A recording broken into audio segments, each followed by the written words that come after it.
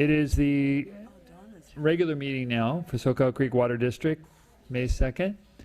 We did have a closed session prior to this, and so we met with legal counsel regarding some pending litigation, and roll call shows all the directors are here. So the next item on tonight's agenda is a public hearing. Okay. Yeah, go ahead.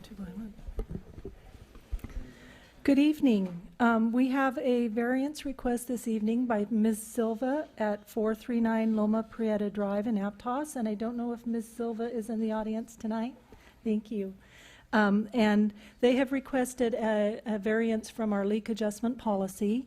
I've included a timeline in the memo of what transpired, but we did review the leak adjustment policy in November of 2015. And we adopted a new policy whereby we combine both the tier adjustment policy and the underground service leak policy into a single policy where you could qualify for it once every 3 years.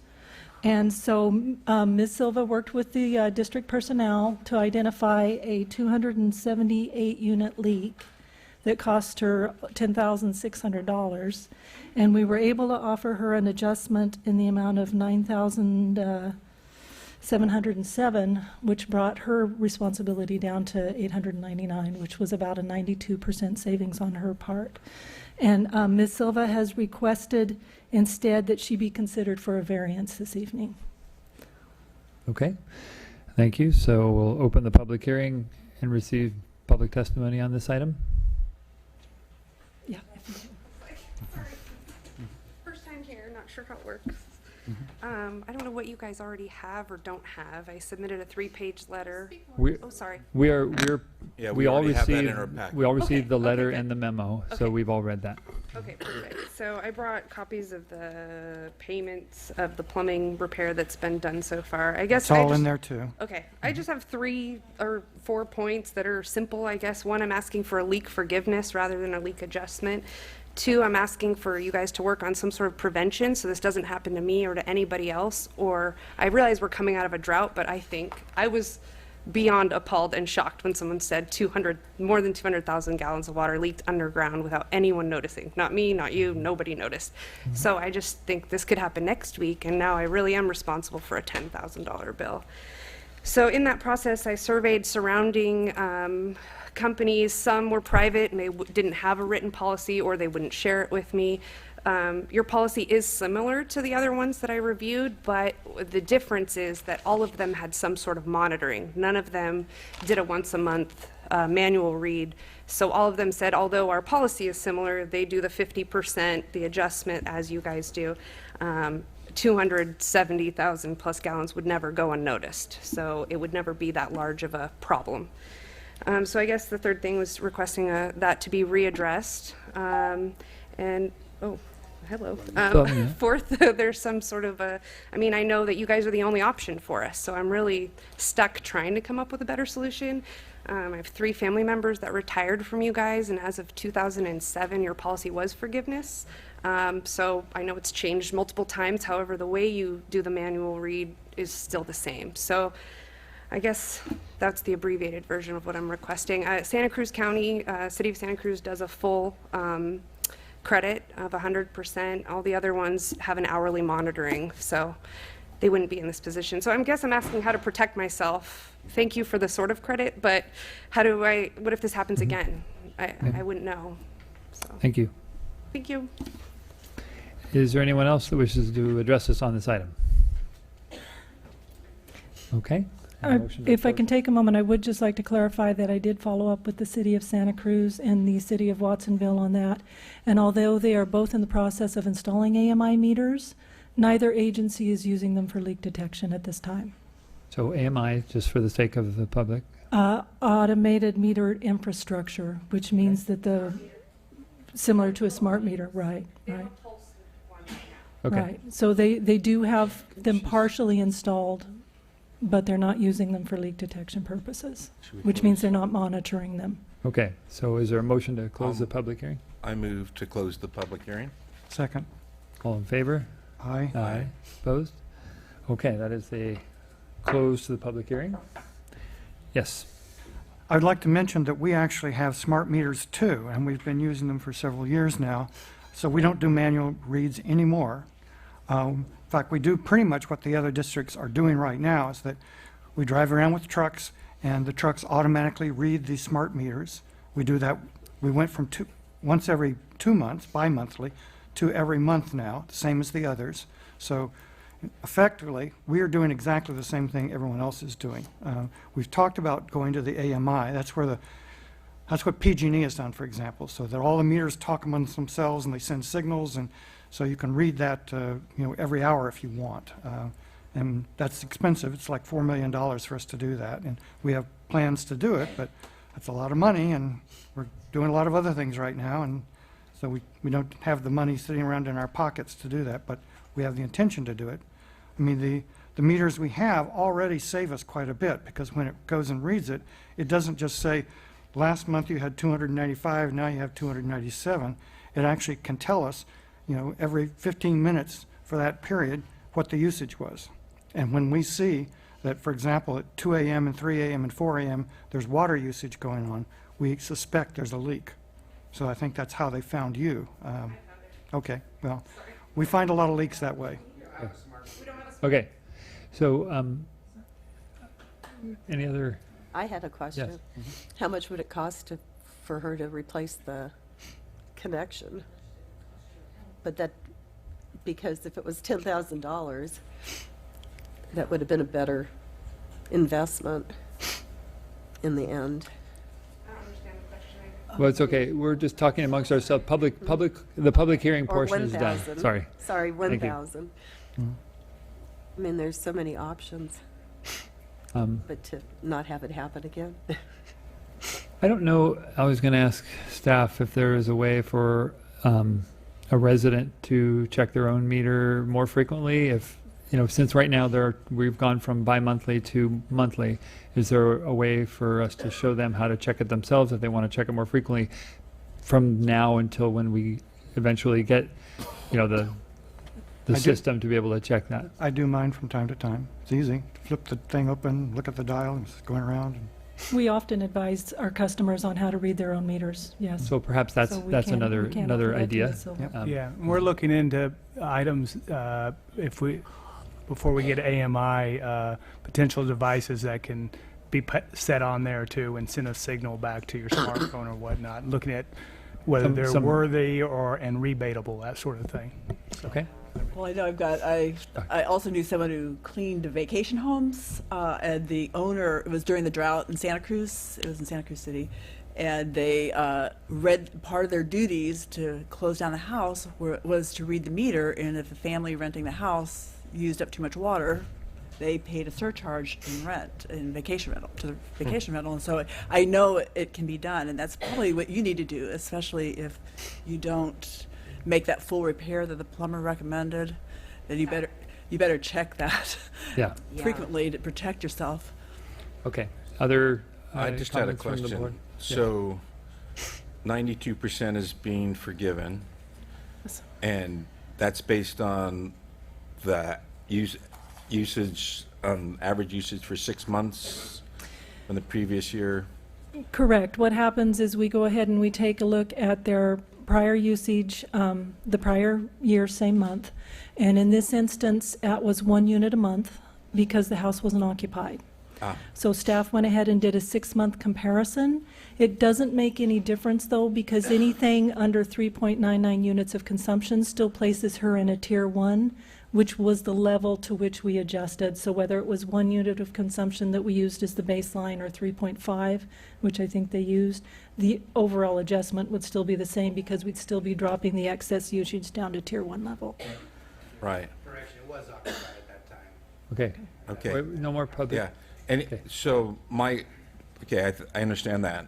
And then the additional, the charge, can that be spread out over a number of months, or does that? We can offer a payment plan where we can take the $8.99 and spread it out over the course of a year.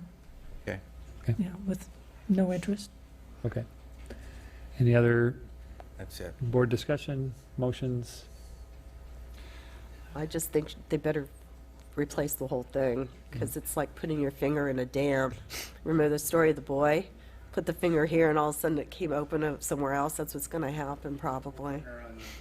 Okay, so, I'm afraid that, item C here, the granting of the variance would constitute a grant of special privilege inconsistent with those placed upon other parcels would apply in my mind, that people have had leaks. I had a leak in my place. I paid the amount. I didn't like paying it, but I did because that's the policy. And to change this for this case, we'd have to change it for everybody else. Is that a motion? That's a motion to grant, to deny the variance. I unfortunately am going to second it because it's nothing they did that they knew about, but there's a cost for the water, and yeah. and just to It's a tough clarify, if it's asking other customers to pay for it if we don't. Right. Right, Yeah. so, all right, so it's been moved and seconded to deny the variance. All in favor? Aye. Aye. Opposed? Okay, motion carries. It's been denied. So the next item is administrative item, kind of a nice item. It's the presentation of the winning videos from countywide contest to develop water pollution or saving water videos. So Vi Campbell's going to introduce this. All right, great. Thanks. So these, the Water Conservation Coalition of Santa Cruz County, which included the City of Santa Cruz, the Scotts Valley Water District, the San Lorenzo Valley Water District, the County of Santa Cruz Environmental Health Department, the City of Watsonville, Central Water District, Ecology Action, and did I forget anybody? A whole coalition, Soquel Creek Water District as well, a whole coalition of water conservation practitioners hosted this video contest for high school and college students, and we got about more than 90 entries in the contest, and we were really excited about the quality of them this year and the entertainment and quality of education about conservation and pollution prevention. And we put it out there to use these PSAs or these short videos. They're about under 30 seconds long, so that we can use them as public service announcement videos on television, on KION, and the Spanish station called Telemundo. And so this summer they'll be shown on TV, and they're also on the website, which is a coalition website called watersavingtips.org. And we have it up here on the screen. And so if anyone wants to look at it later, you can look at watersavingtips.org and go under the resources section and video contest. And so we announce them there, and we have them posted as well as last year and the year before. So this is our third year doing this video contest. And so I'm so excited to announce the winners today from our area, from the City of Santa Cruz, from Harbor High School, Aptos High, and the San Lorenzo Valley High School. The winners from the City of Watsonville High, are going to be awarded next Tuesday night at the City Hall meeting. So they'll be there. But today we have some students here to receive their awards, and I will show you the video. I'll show you the website so you can find them there. But I'm also going to show the playlist of the ones. I'm just going to show the ones that have to do with water conservation, and one that is the winner from Aptos High School, which is a pollution prevention video.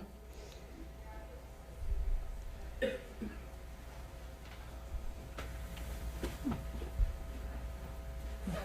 is the page, and you can see all of the different winners that are on there. And there's also a bunch of videos that got honorable mention as well, and those are also linked there as well. So I'll show the videos.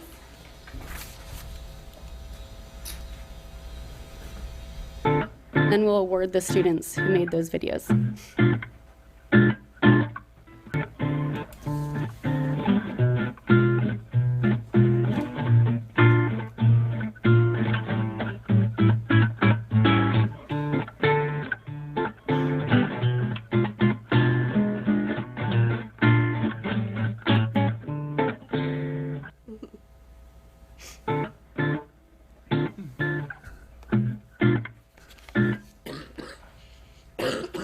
they're short because they're going to go on TV as advertisements.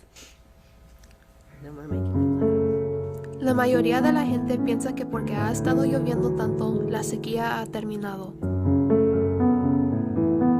Pero la mayoría de la agua que usamos en el condado de Santa Cruz es la agua subterránea. Pon tu parte y conserva la agua.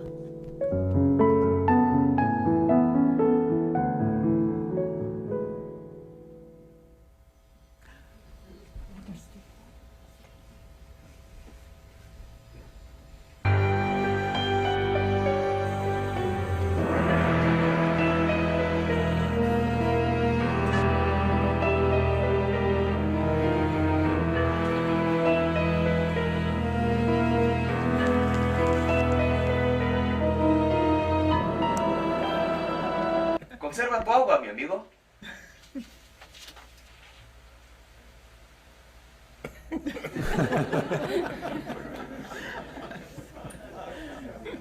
Hopefully that'll catch some attention.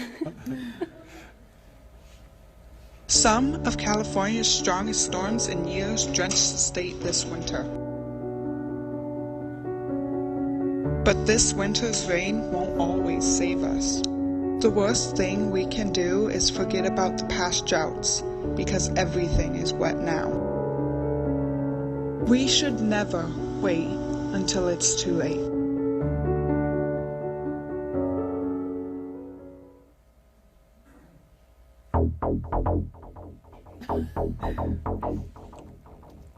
California's getting drier while the climate's getting hotter. So I'm gonna teach you how to conserve your water. I know you're in a hurry. I know you're in a rush. You don't have to worry, turn off the water when you brush. So if you wanna cut back, here's a good tip. 20 gallons a day from a simple faucet drip.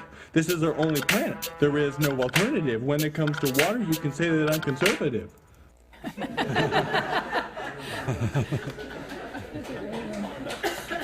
Oh, those are all good.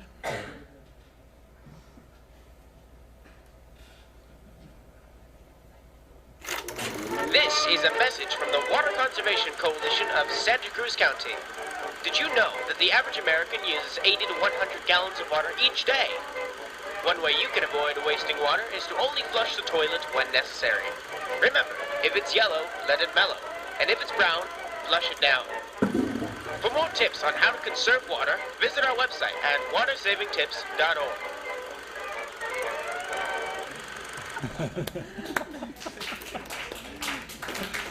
Oh,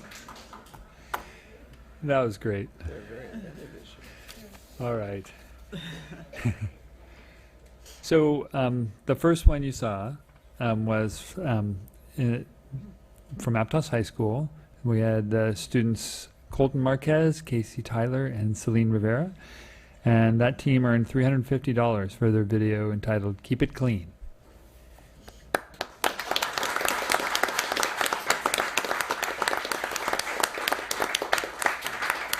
Not here? So if you are here, if you heard your name, come on up to the podium and receive your reward. Yeah, With the money congratulations. that you earned for their video.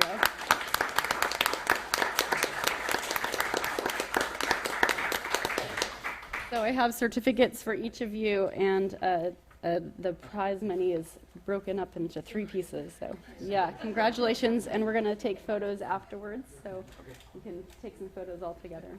But yeah, congratulations.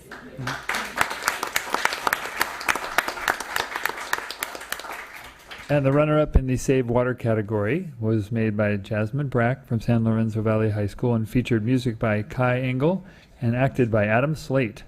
And she earned $350 for the video that highlighted the importance of saving water, even though we did have a lot of rain.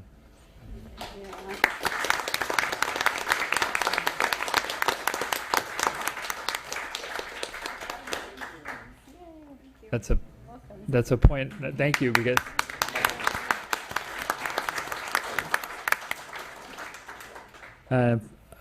first place in the Save Water category in English was a 2-way tie with both videos from Harbor High School students. The first video was a team effort by Charlie Diosdado, Noel Noguez, and Jackson Moore. They earned $500 for their video that featured a creative rap.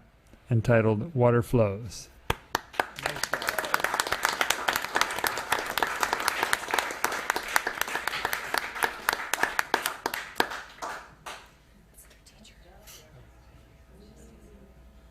Excellent job. Jackson. Should we have him do the rap again? Yeah, remember the rap. Yeah, congratulations. Excellent.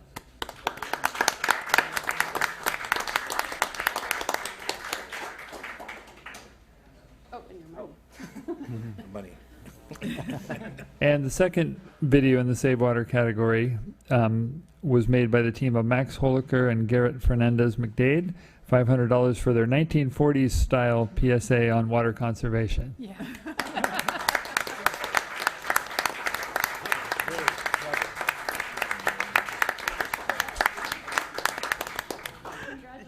And so perhaps now, did you want? Forget this part.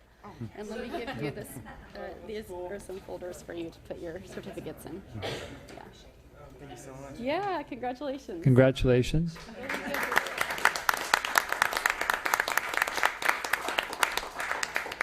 And Vi, you said you wanted to get a picture? We also want to recognize the teachers. Yes. So This contest would not happen if it weren't for the amazing teachers in the regional occupational program and the other video academies that submitted videos.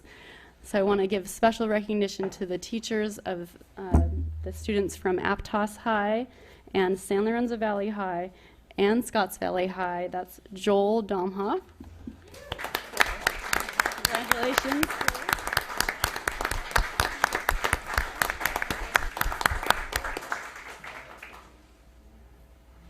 And the teacher at Harbor High School is Larkin Wilson here. All right, Larkin Wilson.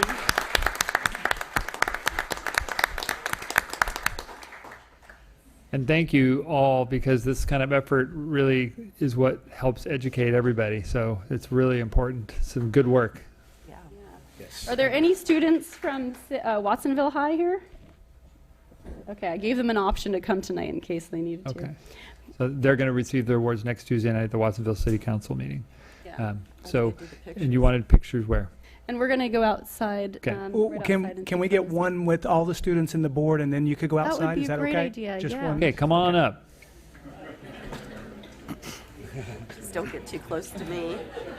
Teachers too. Got the crud that's going around and around. Oh, I had the flu. Oh, I'm sorry.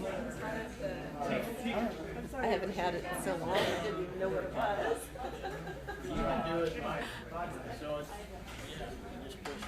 And then Vi will go out. After this, Vi will go outside and get a couple pictures of you also.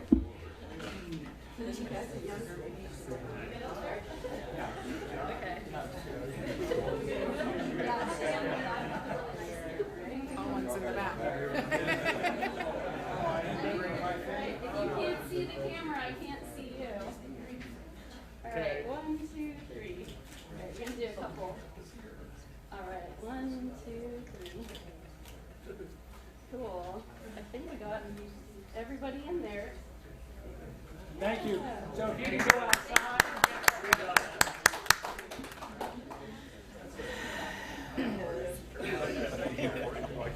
I like the wrap one. Wrap one too. The old office, and I was like, I like to see that creativity. yeah, we could barely fit people in. It was really fun.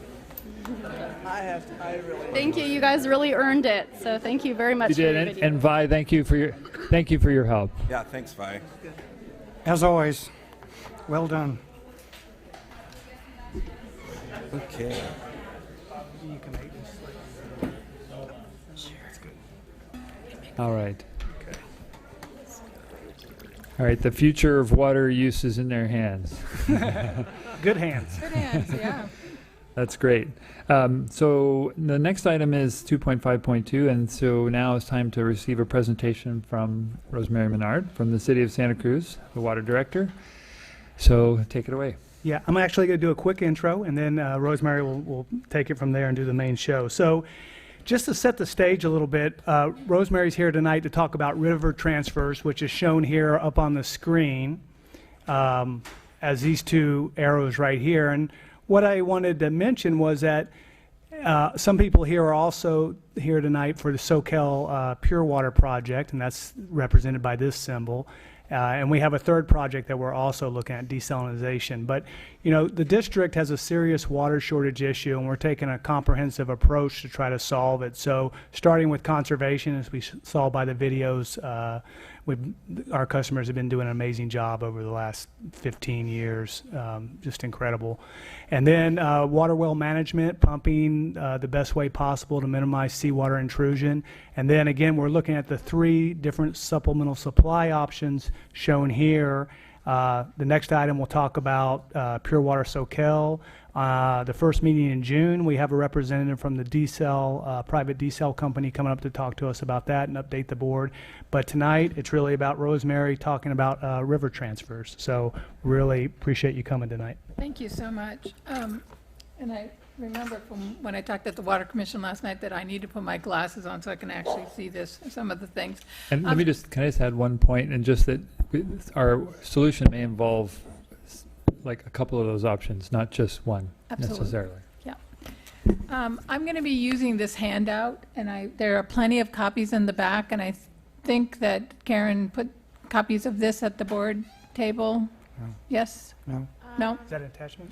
No, it wasn't an attachment. This is a handout. This final draft? Yeah. No, it says overview of 2 earlier. There's a lot of copies back there. Not this one? Big pile. I'm sorry. There's another handout? Yeah, I'm sorry. I'm into paper because this doesn't project very well.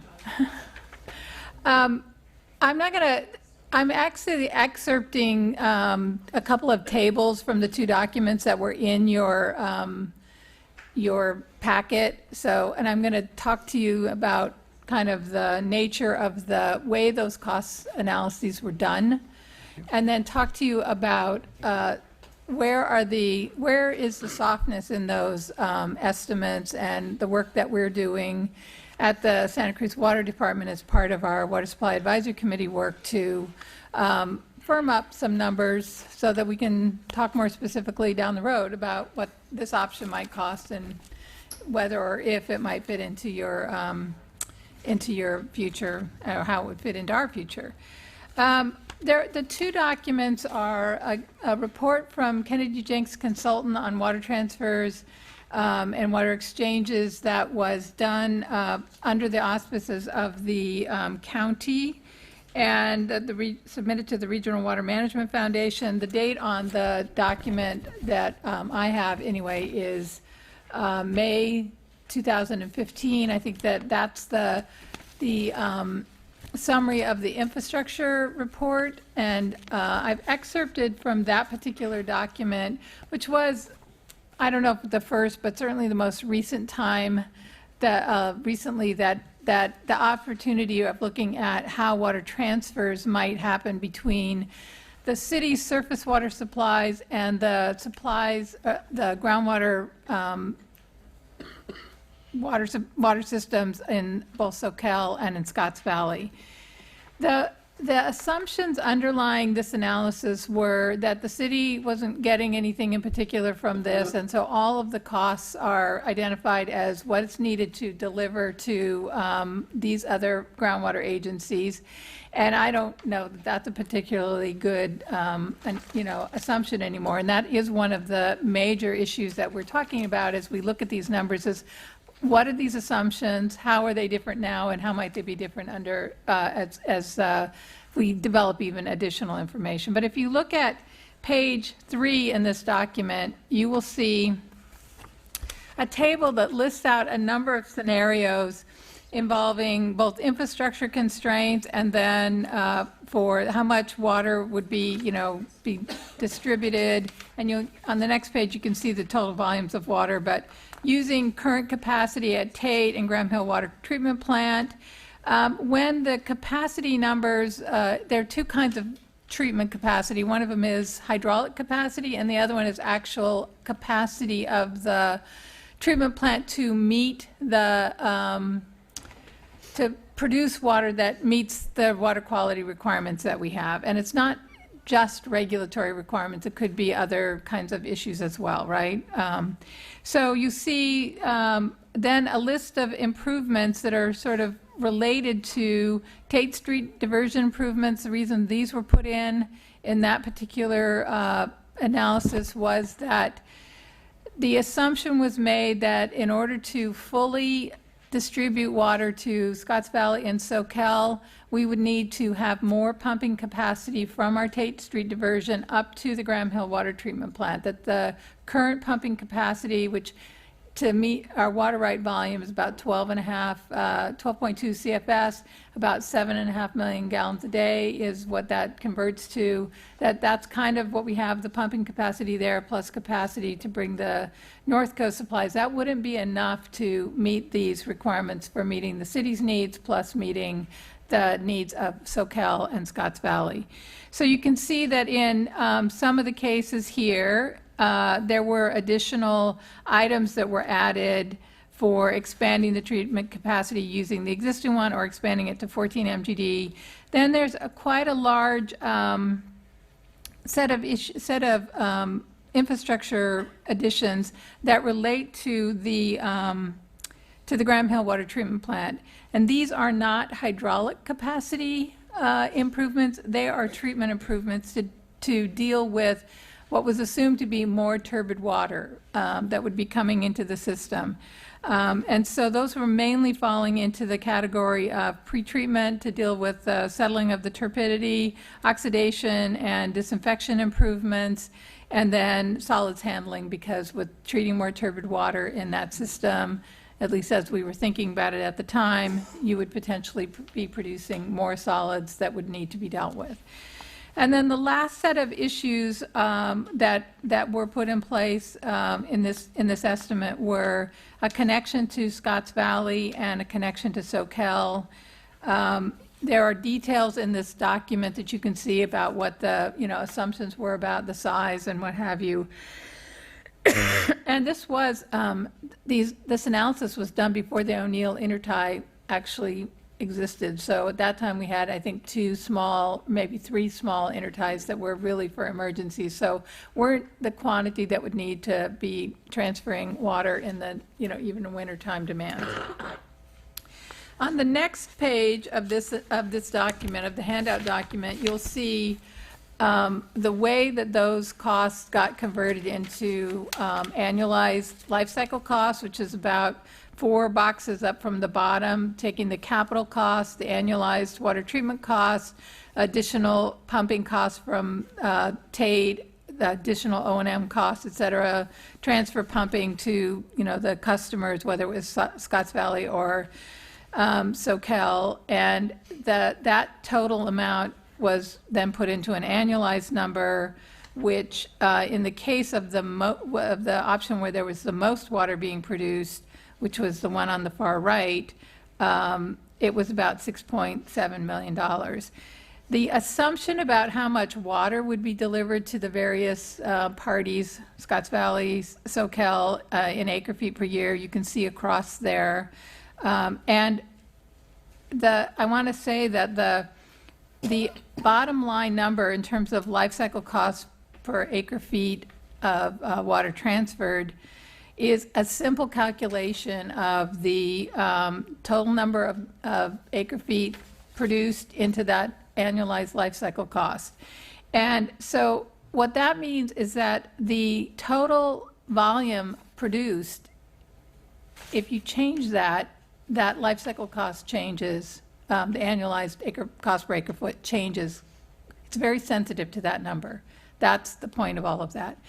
And then I want to and I guess that in terms of these assumptions, again, these costs were entirely allocated to those receiving the water in the way this analysis was done. And I'm not defending this analysis and saying I'm right. I'm explaining to you where it came from and what the issues are.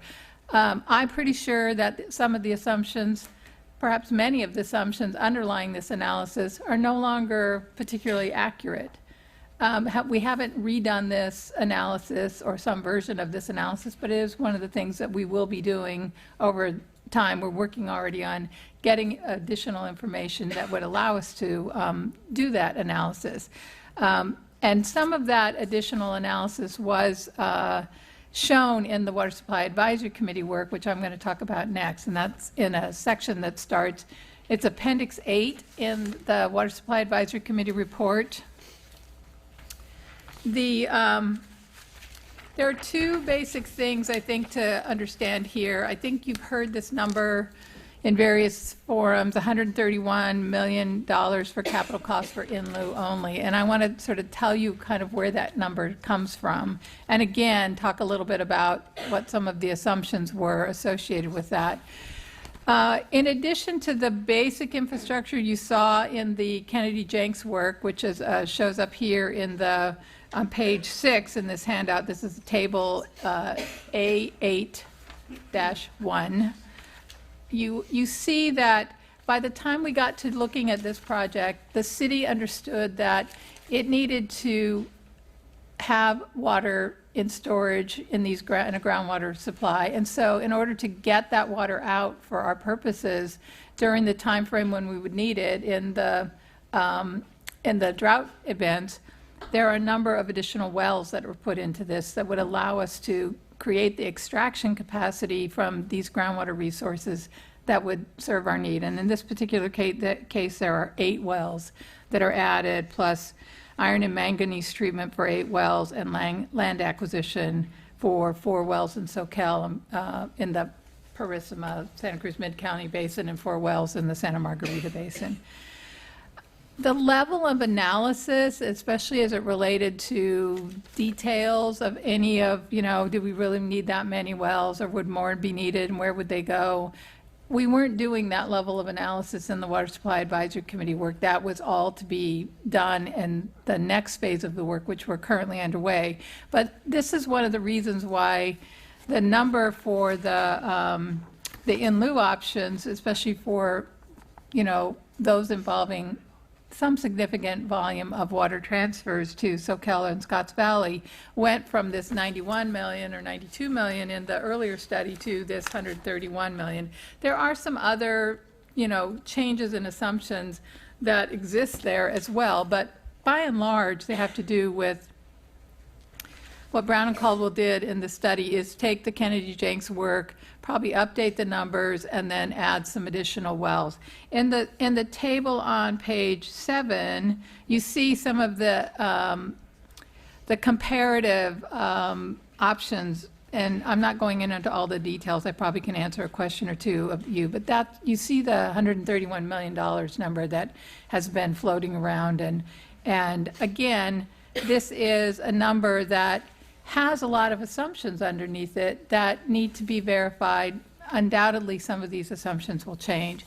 And the last page of this handout is an excerpt from page 7 and 8 of Appendix 8 that talks about some of the potential changeability of the assumptions that we might be seeing as we do more detailed work on this alternative. And one has to do with how this project might be implemented, in other words, who are the partners. Another one has to do with, well, there's no cost analysis would say, and someone would buy this water from us, so there's no offsetting cost in here. In number 3 talks about, and I think this is really, really an important one, and it's one I want to spend a couple of minutes on here. The cost of the Graham Hill water treatment plant upgrades, which were allocated in both of these analyses to the water transfers, and actually even to the ASR projects, to the extent that it uses also winter water. It's the largest single chunk of total cost. And as I mentioned, when you looked at the table 16 on page 3, if you change the volume of water that is being, treated by this process, you very dramatically change. You double this volume of water, you half the cost of per acre foot, for example. And one of the comments on the very back page talks about reasons that the city might, in fact, not fully allocate all of the cost of treatment improvements to either an ASR or an in lieu project. And that has a lot to do with our current treatment process and our current treatment ability to treat water in the way that we want, given a couple of factors that have changed the nature of our water supplies since even this work was done. Certainly at the Kennedy Jenks work was done, but also related to the Water Supply Advisory Committee work. One of the issues, as you probably know, that we have that you probably don't have as much, is we have disinfection byproducts. Disinfection byproducts are the result of precursor material that is total organic carbon coming in from our sources of supplies, and our different sources of supplies have different quantities of total organic carbon. Certainly the river and the Loch Lomond have the highest. Our source on the North Coast are typically the lowest. And our fish flow agreements are fundamentally shifting the nature of our sources away from the best quality water and more to the more challenging water from a total organic carbon point of view. So the city is looking at very carefully at what our future supplies are going to look like and how that might drive our need to make treatment improvements. That sort of aligns with the fact that our water treatment plant at Graham Hill is 60 years old now, roughly. It has had its last major investment cycle was done in the mid-1980s, before the first surface water treatment rule, certainly before the more recent surface water treatment rules that have come out in the early 2000s and the later, the mid-90s and the early 2000s, that are making it more challenging for us to meet those requirements for microbial inactivation and also for disinfection byproduct control. So the likelihood that as we look at reinvestments in the Graham Hill treatment plant or in water treatment at another facility that may make more sense for us, given the state of our infrastructure at Graham Hill and some of the challenges we're dealing with and site constraints there and some other things, the likelihood that we would be making some significant investments in water treatment upgrades for our own purposes are pretty high, which means that the nature of the costs that are allocated to, even under the current set of assumptions, if you take the treatment thing off the table or substantially off the table, could substantially change the way, even with these other assumptions. But certainly, if we clarify some and change some of these assumptions that underlie these two analyses, it could change even further. So I'm having trouble concentrating because I keep hearing music in the background. I know I have really good hearing, but no, it was something else. It stopped. So stop. Okay, I'm sorry. I'm having trouble. Okay, thank you. Okay. So my key message, a big takeaway from this is that the numbers that are here are good for what they are, but they are definitely soft, and they are being looked at again and will be developed with more current assumptions that reflect what our current issues are with respect to treatment and our own needs are for treating water quality that's changing. We're doing a lot of work to really get our arms around the nature of our source water and how that source water is going to be shifting, because we know that treatment needs to be matched a lot to the source water quality. And so the work that we're doing is designed to really give us the ability to refine these numbers as well as meet a lot of other needs. It's not certainly, this is at the core of a lot of the issues that we're dealing with in our organization and will be over the next few years. Can I ask you a question? Sure. So sounds like you might, instead of upgrading the Graham Hill water treatment plant, build a separate treatment plant somewhere else? We certainly are contemplating a one plant, two plant strategy, or a replacement plant strategy as opposed to a rehabilitation plant of that plant. One of the reasons for that is, as I mentioned, that's a very constrained site, but also the cost of rehabilitating a plant that is has to be maintained as fully operational is substantially higher than if you could even offload part of the treatment processing someplace else and then do rehabilitation. We've talked about things like maybe Graham Hill is rehabilitated, downsized in terms of its not so much hydraulic capacity, because we're not going to tear out the pipes and the pumps and what have you, but has a plan that it's the best quality water treatment plant for the future, as opposed to the most challenging water treatment plant, and we would build something else that might have a more robust capacity for treating more challenging water, whether it's turbidity or total organic carbon or whatever else might be the issues. So we certainly are looking at a range of alternatives. And then, so the point make sure I'm getting the right point then is you have certain issues you have to spend money on regardless of whether there's river transfers going on or not. And so Right. the allocation to river transfers, when you do these newer calculations, might be less than 62 million. I don't know how much less, but then my follow-up is that correct? And then when do you think those newer numbers will be available? Well, we're working to be in a position to tell you those newer numbers before to fit into your decision process, basically. So, I mean, we recognize what your timeline is, and our goal would be to be in a position to tell you more clearly what that might look like, as well as to be able to give you some confidence that we'd solve the water rights issues, or we're on the path to solving the water rights issues that we have in terms of sending San Lorenzo River water to the Soquel Creek Water District.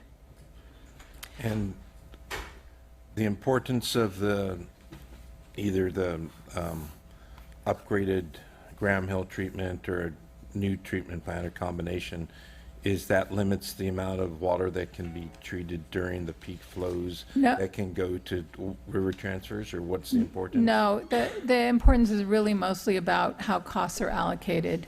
And again, if we have to make, let's just use the number 62 million because it's in here, and I don't think it's that number. That number is almost certainly wrong, but I can't tell you what the right number is. If we have to make an investment of $62 million and we're treating, I don't know, let's just say the 3,000 acre feet from the Felton diversion, or the Felton permits, that's winter water that we can take. You would put that in, arguably, you would put that into this equation along with this 1,600 acre feet, and that would be now, instead of 1,600 or 1,700 on this table, it's now 4,700 on this table. And when you even if these numbers were all right, and you divide that, you get a very different number, not $3,900 per acre foot. So it affects the cost, but is there a limitation on what can be treated now? No. And can be transferred? Or is that a water rights issue? It's the limitations, to the extent that they exist, are in the existing infrastructure that's an intertie between us. So it's right now we have the O'Neill Ranch intertie. It's about 1.5 million gallons, 1.5 million a day. So there's that. And then there are some water rights issues, but they're not the ones that maybe people sort of typically think about. The goal is to open up the San Lorenzo water rights so that they can be moved in various places in the region where water might be needed, particularly in the wintertime. And that one of the issues in some modeling I've seen is that, for example, the 12.2 CFS water right at Tate, if you were serving winter demand for Scotts Valley, winter demand for San Lorenzo, for example, in the really big picture thing, winter demand for Soquel, and possibly trying to do some aquifer storage and recovery, that water right is not adequate at that volume. Now, you can change some of that dynamic by, if we are able to achieve direct diversion from Felton, then some water could be taken there, and that has a different water right on it and doesn't affect the 12.2 downstream. So there's a lot of moving pieces there, but fundamentally, the constraints are not we wouldn't build facilities, water treatment facilities that would constrain our ability to do this. But there's existing facilities that do constrain? The treatment process, not the hydraulic flow-through capacity of the treatment plant, is a constraint probably on what we can do. In other words, we don't really have the ability to fully treat at the quality that we would need to for this, to get it to you or to put it in the ground with our existing treatment process.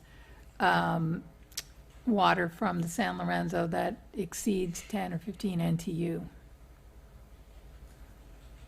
Which then limits how much you can do. Yeah. Yes, but if you change the treatment process, you can treat more turbid water. I mean, you could adapt it to treat more turbid water. Yeah. You'll see also in the back of this document, I think in number 4, you can see a reference to, no, actually number 3, about halfway down, you can see a reference to rainy collectors or horizontal wells of something that came up during the Water Supply Advisory Committee process. We are pursuing what's called riverbank infiltration, yes, and that's the same kind of idea as this. We did report on that to the Water Commission last night about the status of the work that, we've looked at from historical work and some other kinds of initial work that's being done on that. And then at our end, there's only a certain amount of winter use. Yeah, and that's a big issue. I mean, in terms of, that's a limiter. We can't give you more water than you can use in the winter, right? Right. Yeah. Which is one of the reasons why for us, in terms of our goal, and we talked about this at the MGA working group, we have a different problem in certain ways. I mean, part of our problem is the state of the groundwater basin, but we have a need to build about 3 billion gallons in storage. And so it's one of the reasons why for us, looking at some way to do injection of water into as well as in lieu might make, get us closer to the place where we thought we could actually. I see that as being related, because if the storage vessel is the groundwater basin, then it definitely has an effect on the basin. I agree with you. Yeah. So, but Ron, what's our winter use? I'd probably ask Taj or Christine to respond to that, but 2 MGD in the wintertime. So, Which is 800 acre feet, 1,000 acre feet. That's the whole district? Is that about right? 800. Yeah, the whole district, 800 acre feet during the, 4-6 month period during the wintertime. Yeah, So, with the existing intertie, we're pretty close.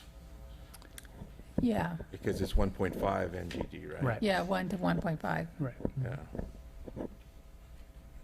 Yeah, there may be issues moving it all through. I'm not sure. That's another question, but having it come through.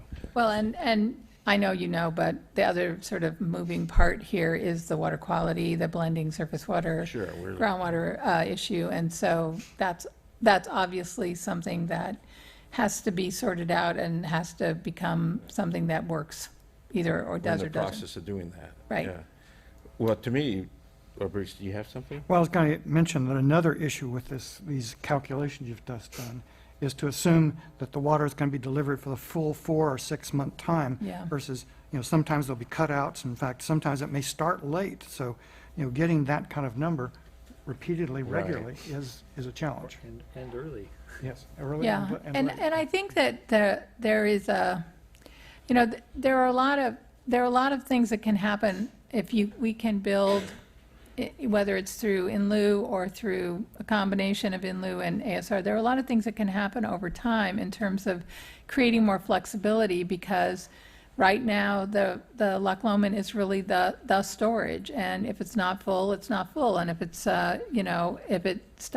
if it's not filling in a particular year, that does create a different problem. But over time, as we begin to restore the various groundwater basins and build storage for the city's purpose, or have other supplies come into play, whether they're pure water Soquel or desalination or, all kinds of things, it will give us more flexibility to use water when it's available and do something else when that, situation occurs. But that's not what happens year 1. It happens year 5 or year 8 or year 10, And that's part of what has to happen here is in order for this to work to meet our needs without undermining the restoration of the basins, the groundwater basins that need to happen, we do have to build that storage over time. Yeah. Another moving part, and something I don't know much about, is how the decisions made on using Scotts Valley and Santa Margarita versus using Burisma. And that has huge implications to the health of the Right. Burisma.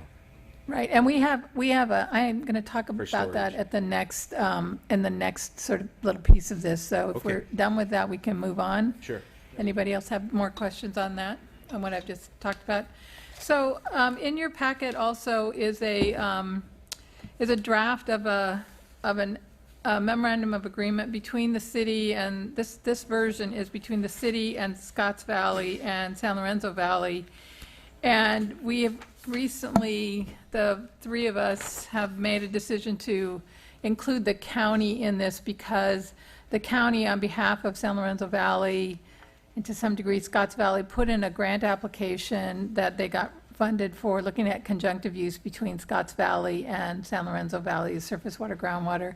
So a lot of the issues that we're talking about in this MOA have to do with evaluating that, what are the opportunities there. And one of the things that I provided you, and there are a few copies in the back as well, is this map, because I think that this map helps to answer the question of why would the city be interested in that. And you can see that the red line sort of coming down from Loch Lomond to Graham Hill on this map is the Newell Creek Pipeline. And that is a huge piece of pretty, important infrastructure in our system, and it runs right through the Santa Margarita Basin. And so a strategy that we've been looking at, and it's not an either-or strategy in our version, a strategy we've been looking at is how could we potentially look at opportunities for groundwater recharge through either injection or in lieu or a combination thereof in that basin, partly because we have the infrastructure there to deliver pretty large quantities of water and also to bring that water into our system when we need it. Now, it doesn't mean we wouldn't have to have doesn't mean we wouldn't have to have wells, additional wells and that kind of infrastructure. But, in the handout we just talked about, there's an $18 million pipeline in that version that was just between the city and Soquel to get you water to meet your wintertime demands, right? So obviously, pipelines, as you I'm sure already know, are very expensive. So if you can avoid that and figure out how to use that existing infrastructure to leverage that opportunity to create stored water, that's to everyone's benefit. Now, again, we aren't looking at this as an either-or. So I think that there continue to be opportunities to work together, but we do feel like we needed to explore that opportunity with those folks up in the San Lorenzo and the Scotts Valley area. And so that's what this MOA is about. I'm happy to answer questions about it. I don't know that I need to go into more details, but I wanted to explain, that it isn't we're not seeing it as, they'd be the winner and you'd be the loser. I think we would really want to continue to work collaboratively across all of the interest in the basin. I have a question relative to that. I know when the county originally did their program, their study, they assumed that water would first go to Scotts Valley. Yes. And then go to us. And I think the Wasatch report has the same kind of priority. I'm wondering what the thinking is now about that. In fact, there was a quote I found on a website fairly recently that says, Robert Marks from Pueblo Engineers said that the city might not be able to get water back from anything they put into the Burisma aquifer, perhaps just too porous, good for keeping saltwater at bay, and means probably the city will try to fill Santa Margarita first. And I wonder if that's still the thinking. Well, I will tell you that we had, Robert gave a presentation at at the Water Commission last night where he talked about the hydrogeochemical analyses and some of the other work that's been going on looking at the phase one work under the aquifer storage and recovery. And although he noted a couple of things having to do with potential for calcite precipitation, surface water into groundwater, he didn't feel that there was a sort of a fatal flaw with respect to the hydrogeochemical analysis. He has not done yet that analysis that would look at the leaking or, other kinds of constraints. So I guess how I've been thinking about this is, regardless of, we're learning a lot more about the relevant parts, especially related to aquifer storage and recovery. We have some knowledge about the basic pieces that would need to, be in place in order to do in lieu. We know that you guys are pursuing a path. We also know that there might be some kind of a need for one project plus another project to really fully restore the basin. And so I see that, even if you were to pursue the Pure Water Soquel project, it doesn't mean that this other project wouldn't necessarily be an element of what is the ultimate solution for the basin. And I certainly see that as something that we need to keep exploring. I think we all recognize that the saltwater intrusion here makes the problem in this basin, the potential for that to really be a problem, makes it a much higher priority. But A higher priority for us. but it's a higher priority You for the have belt region. wells in the Belts area, so. We do. That's what I keep looking at. Yeah, we do. We definitely have. We have about 5% of our supply comes from there. And frankly, in this last winter, that and some groundwater that we had in the Tate area, right sort of next to our intake, saved our butts because it was a pretty messy winter in our neck of the woods. So I think that I don't see this as an either or, and I do see I certainly recognize the priorities of, what the issues are. I also know that one of my jobs is to figure out how to get our problem solved in a way that actually, gets us the kind of drought protection we need. So there are a lot of things that are in play here that are working together, and some of them have, conflicts sometimes, and others have ways that you can begin to see that there's opportunities for synergy. And unfortunately, but at least in my experience, it's always like this, there's a lot of moving parts. So it's like a Rubik's Cube. We got a lot of pieces that we have to line up. And we are definitely, doing what we're doing to try to get some clarity and some ability to be able to tell you guys what it is we think that we could do for you at what price and how that might fit or not fit into your long-term solution. I think that the work that's going on the planned pipe loop study and some other kinds of things are going to be really important pieces of, information that we all need to make a good decision. Okay. Public, maybe. Any other questions before I open it up to the public? Is there anyone in the audience that wishes to speak on this item? I just wanted to find out If you just come to the microphone, please. are there water transfer maps available to the public or Soquel Creek Water District company customers or? There isn't really a transfer map. I mean, it's not happening yet. There are no transfers being made. So I'm not sure what exactly the question is you're asking. I was wondering if those maps were available. I mean, are we talking about? Want mine. Okay. You don't want to get the flu. Were we talking about a piece of land or something that was in between to? No. For the No. purpose? The map basically just has existing conceptual. infrastructure. Okay. Any other people want to speak on this item?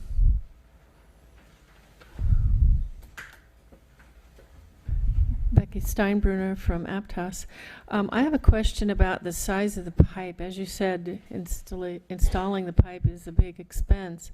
And I'm wondering about the size of the pipe, and what I want to know is that, what I would like to see actually is that the size of the pipe is much larger than is currently needed to best serve the future needs. And I think that's going to be a critical part, that we do overbuild the system with a larger pipe. What size pipe was used for these studies? I can't answer that question. I'm assuming in the document you can find that detail. The documents as part of this package, and the Kennedy Jenks study in particular. Right. Is that in the packet It tonight? is. Okay. It's one of the attachments. Okay. I did look through that. I didn't see any pipe size. I saw cost estimates, but no. Way in the back, I think there's quite a bit of detail. All right. Thank you very much. Thank you. All right. Anyone else on this item? All right. Seeing none, then Bruce? I have some more questions. Certainly, we talked about the water rights a bit, and I was wondering how the NIMS Habitat Yeah. Conservation Program is going. We are continuing to work with them. They have acknowledged that it's probably feasible for them to pull their letter, so we're trying to check the boxes. We're actually having a call on Thursday to see whether or not they might be willing to do that sooner rather than later. We've made it really clear that for us to make the flow commitments we've made and we're willing to make, we've got to have some resolution on the water rights side of the house, and they are really in understanding of that. So we're pushing that issue. Okay. So I'm not, I can't say when. I know I said when here before, and Right. I wasn't completely wrong, but not right. And I guess that I'm very hopeful that we can move forward here relatively shortly. Good. Good to hear that. And I'm sure you as well, have heard often from individuals who come in and purport to have great solutions that cost $1.50. I know. I'm wondering, again, what's the status with respect to the city, with respect to these proposals? Because we keep telling them we could never do these on our own. Right. It requires the city to, this is the city infrastructure, the city's rights, and so forth. And Right. the city clearly has to be the leader on this.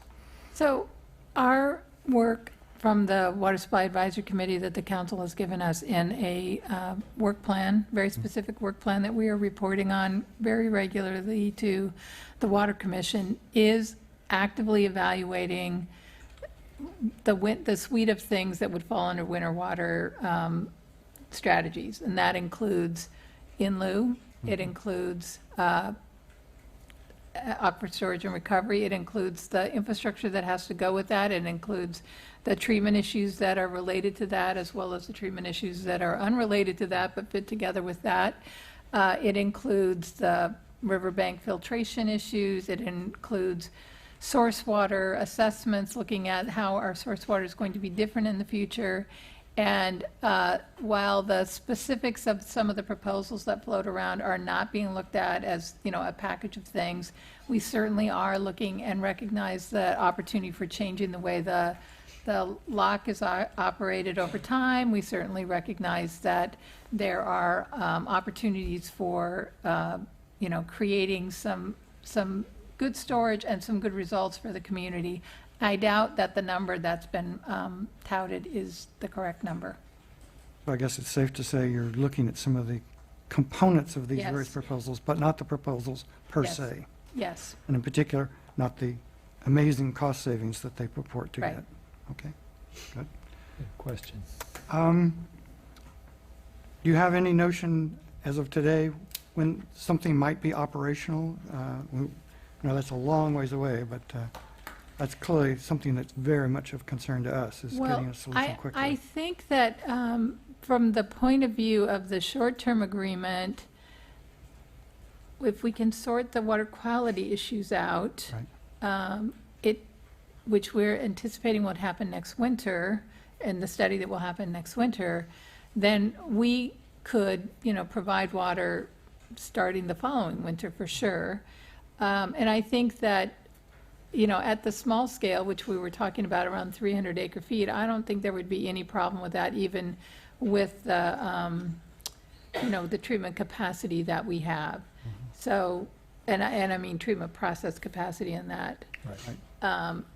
I do think that there are some issues associated with that, which you all are not, you haven't dealt with or have the way we have, which are the disinfection byproducts. And I think there would need to be a conversation about what that might look like in your system, depending on what's going on. One of the things, though, that's going on somewhat simultaneously to this is we have a series of, I think it's 4 concrete tanks up on Graham Hill property, and they're slated for replacement, including one of which is the filtered water tank, the finished water tank.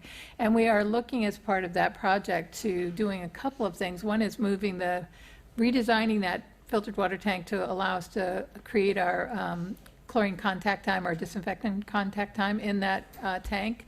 So being able to move the point of chlorination from the head of the plant, right when the water comes in, to the back end, which gives you a chance to get the total organic carbon out before and after the filters, so that the quality of the water that you're producing is better. We're also looking at the possibility of adding ultraviolet light as part of that disinfection there, and partly because again, the changing in our source water would give us a more robust treatment that's not chlorine-based. So we're looking at that as a possibility of that tank project. That tank project's underway, and I think at least the first of those, it's about a $10 million project for the 4. The first of those would be in construction sometime, I think, next year. I don't know if you're aware, but we've had issues ourselves with Yeah. chlorine infection. In fact, that's the scary thing. You send us water that you've had Right. problems with, and then we put it in our tanks that Yeah. we've had problems with, and you're compounding the Yeah. effect. So it concerns us as well. Yeah, absolutely. And so I think that is one of the things that we're looking at even at the interim, and we don't know the full fate of Graham Hill at this point, but some of the infrastructure is in pretty desperate need of reinvestment. And so we're going ahead with this particular set of projects, recognizing that probably that facility will exist for some period of time, and we'll need to, but it does give us the opportunity to look at some treatment improvements that might really help us deal with that particular issue more effectively than our current treatment process can. And just to close, I'd like to say that the advice is we shouldn't spend time thinking about who pays for what. When we were doing the desal project, it took a year of negotiations back and forth to decide who pays for what, who gets water when and how much, and when do they not get it. And we actually had to eventually bring in a professor from UCSC to act as a negotiator and come up with a solution that worked. And so that's going to be its own big nut. And so, I think just talk about the costs in general, and we can decide later who pays for Yeah. what, when, and how, is the advice. Well, and again, I wanted to make sure that you understood that these are the costs. They're good for what they are based on, and I think the work that was done was reasonable based on the assumptions Absolutely. that needed to happen at the time. But it's clear that these assumptions are changing, and that will affect what we would pay, what you would pay, what the people who will use this water will pay. Right. Because certainly if you send water to us and some of it goes in the ground to stop saltwater intrusion, that's a benefit to us. And Right. to the extent we send some back to you, that's a benefit to you. Yeah. So dividing up the cost according to who benefits and when and how is going to be a complex negotiation. Yep. Thank you. Anyone else? Well, it looked like that was part of the Kennedy Jenks study was part of the WASOC, used as data for the consideration of the WASOC committee. Right. Is the WASOC still active? No, their work was finished in October of 2015, and their recommendations went to the council in November of 2015, and their recommendations included what might be called a contingent agreement. There was a 10-year plan, with the first 5 years being dedicated to getting concrete sort of engineering and analysis-based information on the table, so that at 2020 we can make a decision about what is the project or suite of projects that will meet our needs. There's a very clear definition.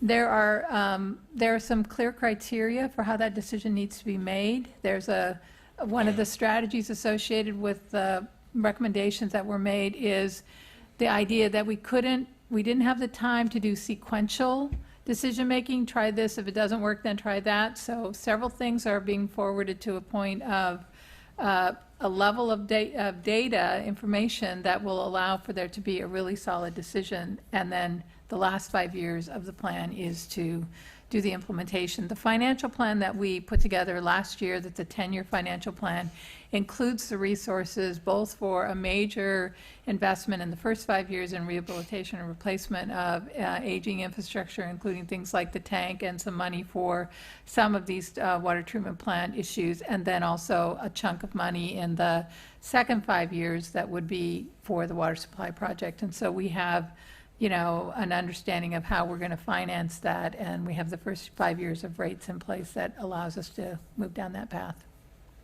So would you envision, like, in the long run, I'm talking long run, that this whole question might end up in the MGA, like, because it seems like it's such a basin-wide requirement that more people than even the Soquel Water District would participate in this. Yeah. In this project. I do, and the one we actually had a piece of this conversation in one of the working group meetings we had a few days ago, and I think one of the things about the process we're in is that, you know, it's not like we're starting from scratch. The folks here have been working on these problems, whether it's our version of the problem or your version of the problem, for a really long time. And so I think that the real focus of a lot of what's going to happen in the MGA is going to be on how do you fairly allocate whatever responsibility there is for the impacts, and then figure out how to make the funding fair for implementation of the set of projects that are needed to solve the problem. And of course, our situation, we do depend on the Santa Cruz Mid-County Basin for a really important chunk of our supply, but we have a different problem we also have to figure out how to solve. So it's not as though solving the MGA's, the problem there, is going to totally solve our problem. And so we just have to work with those two things in mind, I think. Okay, well, thank you very much. Very much you for appreciate you inviting me. coming. Yeah. Happy to. Thank you. Thank you, Rose. All right. The next item on the agenda is item 2.5.3. So this is an update on recent activities related to our groundwater replenishment project. Pure Water Soquel. Yeah, we have about a 6-slide slideshow for you tonight, and it includes the efforts pertaining to the district's groundwater replenishment project. Thank you, Rosemary. Good night. Related to grant funding, the environmental review process, the development of the EIR, the environmental review, some technical studies and agreements, and our community outreach, and that's okay. That will be used to help inform people about this project. So the next slide. So regarding grant funding, we've been working furiously on this because we know every dollar we can get in grants saves our customers a dollar. And so the state board last week, State Water Board, invited us to submit a final grant application. We've been working with them for about the last 8 months, going up there and talking to them. And so they sent us a letter saying, okay, go ahead and send us a final grant application, which is a very good sign. So that's a 50% match up to $1 million in planning efforts. And we're working with them to even expand how they visualize our project to maybe obtain more money. So we got to now turn around and give them a final application by June 13th. So we'll be back in the mill on that one. And then let's see, other efforts. We submitted a grant package for federal money, U.S. Bureau of Reclamation Title 16 feasibility study. So repackaging our feasibility study that we did previously, incorporating all the new stuff that we have in there now and we've done the last couple months. And that's really, it's not a huge grant, I forget the number, but it kind of gets your foot in the door toward bigger money. And actually next Wednesday, Director Daniels and some staff will be meeting with the Bureau to just provide them an update down in Monterey. And we also submitted a letter of interest to the EPA WIFIA program, Water Infrastructure Finance, that should be Innovation Act there, loan program, and that's pretty big money. We're talking on the order of $25 million. So we submitted that. It's not a grant, it's actually a loan, but at a very reasonable loan rate discount rate. So that's it on the grant funding. Regarding the environmental review update, so as we know, when we launched the notice of preparation several months ago at Twin Lakes Church, thank you out there, and we had one site on the docket for the purification facility, and that was located to be evaluated, and that was the West Annex next to the district headquarters. There were several, like 25 sites evaluated, but not included. That one was selected. And then the second one you see there, the Santa Cruz Wastewater Treatment Facility, that was evaluated in the feasibility study, but it wasn't included just because we didn't think, for various reasons, sites constraints and other factors, that it was a reasonable site to include in the EIR. But since that time, we've gotten a letter of intent. Well, I'll go on first. But so since that time, they have indicated that is a reasonable option to include. So that's a very positive. So that gives us 2 sites to evaluate in the EIR. And then over the last several months, we've been working with the board on evaluating other sites. We sent our consultant, Brown and Caldwell, off and said, take everything we've done, look at new sites. And Santa Clara wasn't even the site that's up there, the third bullet item, wasn't in any of the mix before. What we tried to do was find sites that were, available and could do what we needed to do. We looked at even sites with old facilities on them and whatnot. And this one, when they did their analysis, 2505 Santa Clara Avenue actually ranked the highest. I think a meeting or two ago, the board said, take those top couple sites and go back and see if there's, 1 or 2 that might we should include in the EIR. And so when we did that, we formed a subgroup, and Director Christensen and Director Lather and some staff, and we evaluated, had the consultant in there, and Santa Clara was added to that list for a number of reasons. I mean, besides it ranking highest, from a kind of the perspective that Brown and Caldwell did, which had a weighted factor considering, is it in a neighborhood, and several factors. I forget exactly what they all were. And then when we went back and looked at the top couple, we tried to find a site that would compete the best against those other 2 sites. And so Santa Clara, since it ranked highest, we looked at, it's on the route. That's a real positive. It won't cost more money that way. So, because some of the other sites, you'd have to do extra piping and that sort of thing, so it would cost more. And then also we thought that this site would probably cost less, than some of the other sites we were looking at, maybe significantly less, just due to the nature of the site. I won't go into that detail. So it would have a high competing factor against the other 2, basically. So that's exciting. Those 3 sites will be evaluated in the EIR as a location for a water purification facility.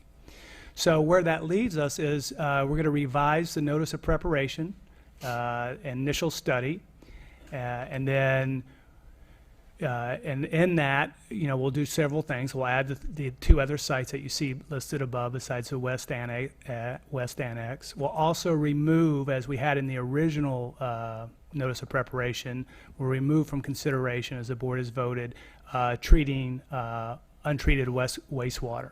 So this will not have that in the next evolution of the EIR. So we'll only be looking at taking secondary or tertiary water and treating that. So we'll have a 30-day comment period. We'll do a presentation, hopefully maybe at the church again. We'll have to talk. Thank you.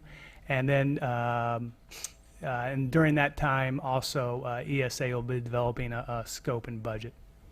So that's that. And just so people know, when we're talking the 3 sites, here's a map. The red line at the top is Highway 1. The big blue line going down the left is San Lorenzo River. The one right there to the right is Soquel. That's our headquarters, circled in orange. So that's one potential site that will be evaluated in the EIR. The other one in the middle is the Santa Clara site. You can see it's along that dashed pipeline route. And then the one to the far left is the wastewater treatment facility down there in the city of Santa Cruz. So just to give everybody a visual on the 3 site locations to be evaluated in the EIR. The next slide is just so what are we talking about facility? What does that look like? Well, this is the facility. They take secondary water down there in San Diego. This is their demonstration plant, and it treats, I think, 1 million gallons a day. The facility we're looking at is about 1.3 million gallons a day, so 20-25% bigger than this. But it just gives you an idea of what it might look like. Now, this facility doesn't have walls on it. It's meant specifically as a demonstration plant, but it gives you some sense of scale there. And I'd say those white tubes, that's the reverse osmosis. I don't know, maybe 6 feet tall, 8 feet tall there, Taj, if you can say that to give you a scale. Okay.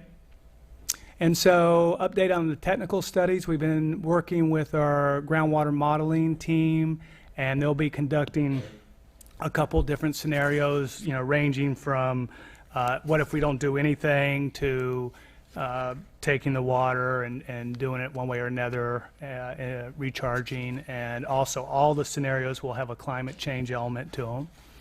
And the water quality, we've taken Corollo engineers, they've incorporated the recommendations from the National Water Research Institute panel that they provided us in review of some of our documents. And so we'll be beginning taking samples of the secondary effluent from the wastewater treatment facility, the water that we'd actually be purifying, do that in May, and then analyze it just to see what's in there. So we know, the idea is, if this water looks like what Orange County gets or less constituents, we know we're going to have the same treatment process. So we'll be in good shape. Cost estimates. So the in parallel to the EIR work, the environmental impact report, that does not include costs in there. That's not a factor in that evaluation. But we'll have Brown and Caldwell simultaneously developing costs for the different components of the project, different pipelines, different site locations, recharge configurations. So that'll be going on.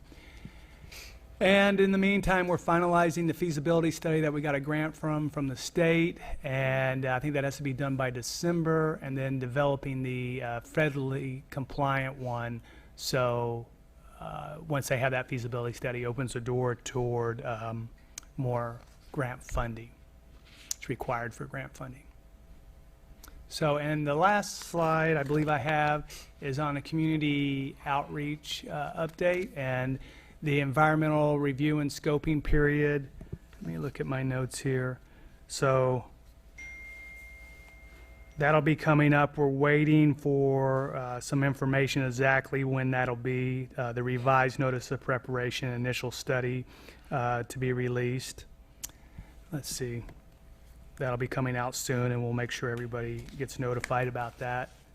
We have an exciting facet. It's an educational trailer, just a 6x8 trailer that has doors you can take off on just about every side of it. We've now have, I think on site, if not, we've ordered components of each of the purification process. So an RO, reverse osmosis filter, all the membrane, the UV light, so all those components so people can actually see what we'll have, and hopefully we can drive that around so people don't have to come to us. We'll go to the people with that. Also, we'd like to mention that on July 20th, the district's having an open house. We hope to have that trailer at its debut there too, and several other things going on. We'll be talking about the community water plan. Conservation will have a booth, different supply options. So that's part of our ongoing series of 4 or 5 programs that we have going on. And then last but not least, we have some informational videos. I hope they lived up to what we saw tonight with those young people on the community water plan and Pure Water Soquel. So, and we'll have those out and on the web too. So that completes the update. Be glad to take any questions or. Go ahead. I see what you said about the groundwater modeling, the calibration being almost done. But before we rush off and start using it for things, I think it's mandatory that we have another TAC meeting, the Technical Advisory Committee, to make sure that it really is calibrated and the work is done, and we can then start doing all that work, because otherwise we can do a lot of work for nothing. Good suggestion. Okay. I'll carry that back. Right? Anybody else? So that was informational only. Does anyone in the public wish to address us on this item?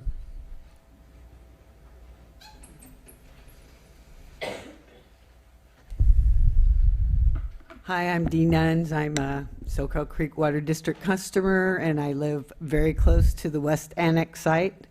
And I'm quite alarmed, actually, that all those sites that were proposed before are off the table now, or pretty much. I wasn't aware of the treatment facility and being proposed. But anyway, just that site alone, it's undeveloped. Why are we still looking at this? How can the public's concern about having that as part of the EIR and still being considered, how can our voices be heard? How can we have that taken off of the table?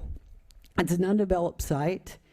It's and right next door is all this power equipment. So to me, just the building of the facility alone, the two things do not work hand in hand. You have this huge water facility next to the power. I mean, just to build it alone and trying to negotiate all the electric lines and things like that in PG&E, it just doesn't make sense to me. And so many of us have come and asked that be taken off the table, and here it still is.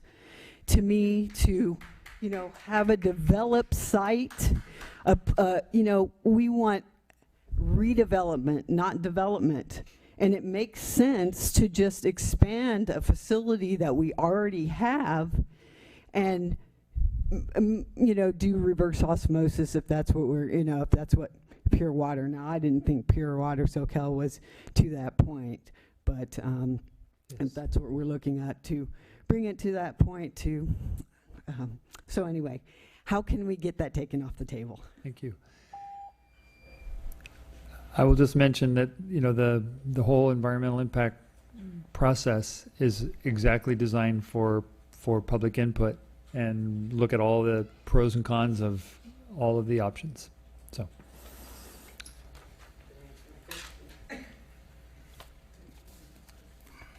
Thank you, Becky Steinbruner. I'm actually a customer of Pure Source water, but we rely on the same aquifer as Soquel Creek Water District and many other people. So I'm not seeing that other agencies that also rely on the Parisma aquifer are being considered in this. And again, I want to ask you, because I'm not seeing it in any of your presentation, I want this to go to a vote, a ballot vote, not a protest vote, of the entire area in the Mid-County groundwater basin. I just want to make that again public. I have a question about this site, 2505 Chanticleer. Is it also residential, or are we just pressing it on? There were no photographs of the area, and I'm not familiar with the address. So I'd like some information about that. I also have some questions about the Carollo study and the contaminants. You said, Mr. Duncan, that it's going to begin this month. How long will that contaminant study go? Will there be coordination with local hospitals and nursing homes to monitor for contamination spikes? Because that will happen over time. And I want to know that there is a contingency built into this project in its early stage here that would address the waste products of major disease centers. I also wanted to make sure that you know that I have about 300 signatures that are people that want to have a vote again regarding this.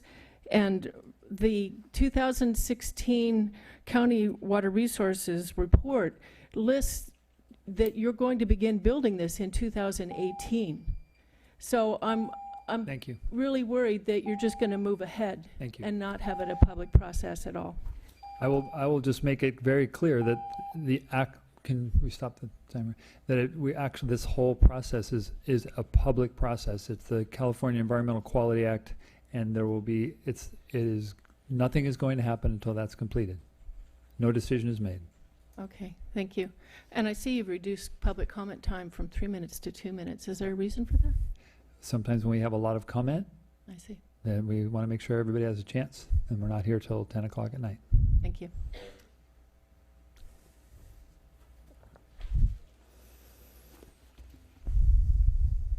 Marilyn Garrett. Why drink expensive sewer water?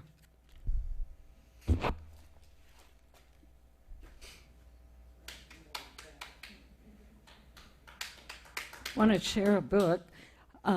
Toxic sludge is good for you. Lies, damn lies in the public relations industry. This came out in 1995, and that's what it appears is happening right now. Toxic sewage water, it's good for us with all the pharmaceuticals and other contaminants that cannot be removed.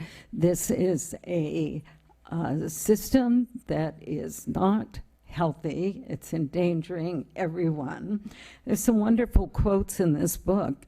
One is from an Alex Carey who said the 20th century has been characterized, and this should be 3 minutes. People come and wait a long time. We spend over an hour on the first presentation. I find it really pretty insulting to the public on your part. 20th century has been characterized by 3 developments of great political importance: the growth of democracy, the growth of corporate power, and the growth of corporate propaganda as a means of protecting corporate power against democracy. And one of these corporate propaganda firms, Burson Marsteller, states, the role of our communication is to manage perceptions, which motivates behavior to create business results. Managing perceptions that drinking sewage water is good for us, who's benefiting from the business results, and what marketing firms do you have going for you. And I'm going to leave you with copies of the smart meter, so-called smart meter brochures. Thank you. A list of, these were once extensively tested and safe Your time is up. according to government. Excuse me, your time is up. You can Thank have you. that and excerpts of the book. Okay. I find this Thank you. not beneficial to the public. Okay. Is there anyone else that wishes to speak on this item? I would like to speak on it. Okay. Fine. I think I've collected my How you doing tonight? My name is Pete Biosini. I'm a resident in the neighborhood near West Annex. And I heard the lady speak for quite a while tonight, and I commend you for the complexity of your job. To have to deal with 3 or 4 other entities and cities and water districts, it gets pretty complex. So I'm not overlooking anything, but I found out about this maybe 2-3 months ago, and I attended one meeting that was kind of robust 6 weeks ago. I couldn't make the last 2. And to me, the real question, and the question I'm proposing is, should the Soquel Creek Water Board and management have the ability to locate a wastewater or a water treatment facility in an established residential neighborhood when there are commercial and industrial other options available? To me,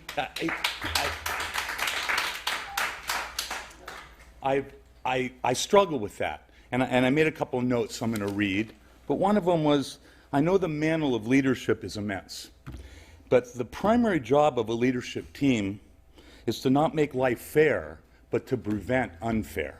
We can't make life fair, but anybody in this room, all of you, I'm not going to ask where you live, I attend those meetings, but there's not a person in this room that if you lived in a neighborhood and after the fact someone said, I'm going to put a jail, an airport, or a wastewater treatment facility, that anybody would think that fits any kind of moral code. So I was encouraged, talking with Mr. Duncan and Rebecca beforehand, that there's now 2, I guess, commercial industrial sites on the board. I'm glad that you're going to consider the EIR for more than just this location, and I hope that we can pursue an option that doesn't infringe upon residential rights. Okay. Thank you for your time. Thank you.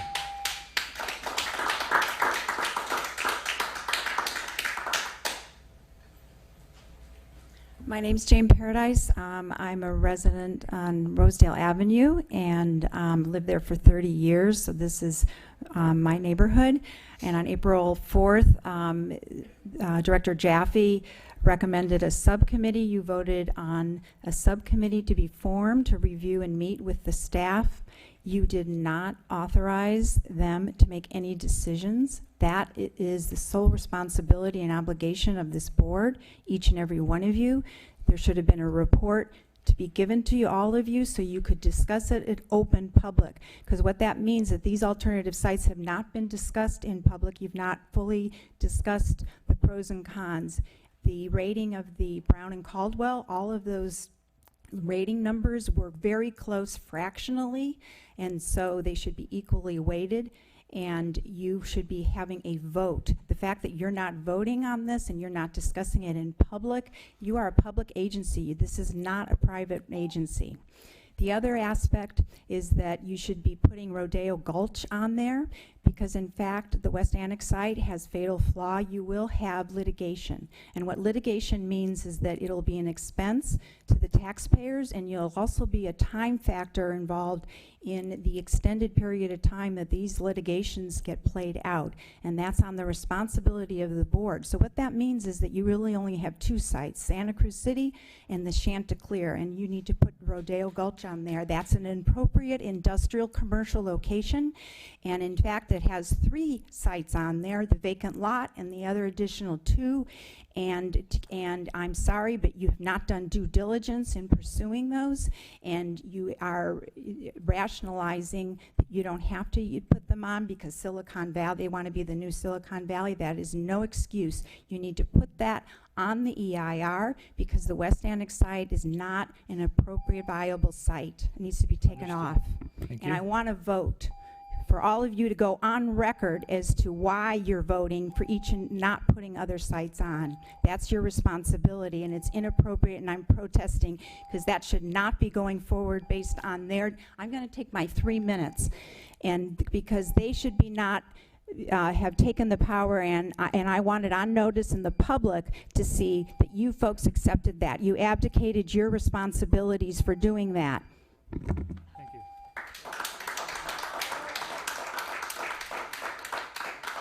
Is there anyone else on this item?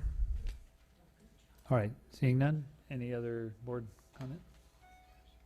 I had one thing I wanted to mention. After Okay, you have one too. Okay. after or in the reuse conference, I was thinking about some ideas about, because we're currently collecting basically half of the water demand offset fees, and the other half we have no notion quite yet of exactly how we do it. And, Hopefully recharge, but yeah.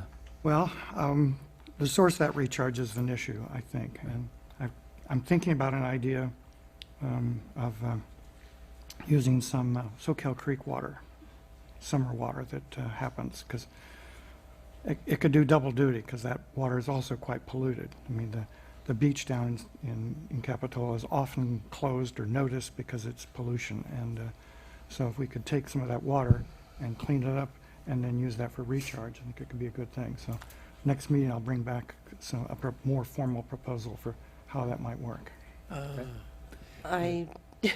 She had something on this item. I was just going to respond to what you Oh. said. Go ahead. I was involved in a study, or I was participating in the review of a study for ribotyping, and it was found that most of the pollution was from upstream septic. And so we're just treating sewage water from somebody's septic system rather than that's perfectly well treated from the treatment plant. I don't have a problem with that, but if we're trying to get away from septic or sewer water, we're just finding it in another place and calling it something different. Well, it'll have to be investigated. I mean, certainly the issue with the beach is bacteria. That's why they close it, so. Yeah, but when they ribotyped, it was mainly human, was the biggest factor. Yeah, it has to be disinfected. Okay. Anyway, I'll bring it back. One issue we have to look at is the fact that Soquel Creek is totally adjudicated. Yeah, we have no water Yes, rights. we'd have to get a water right, Okay. but I'm talking about water just before it Okay. falls into the ocean. But, okay, well, we're still on the Pure Water SoCal update, so, Oh, Yes. sorry.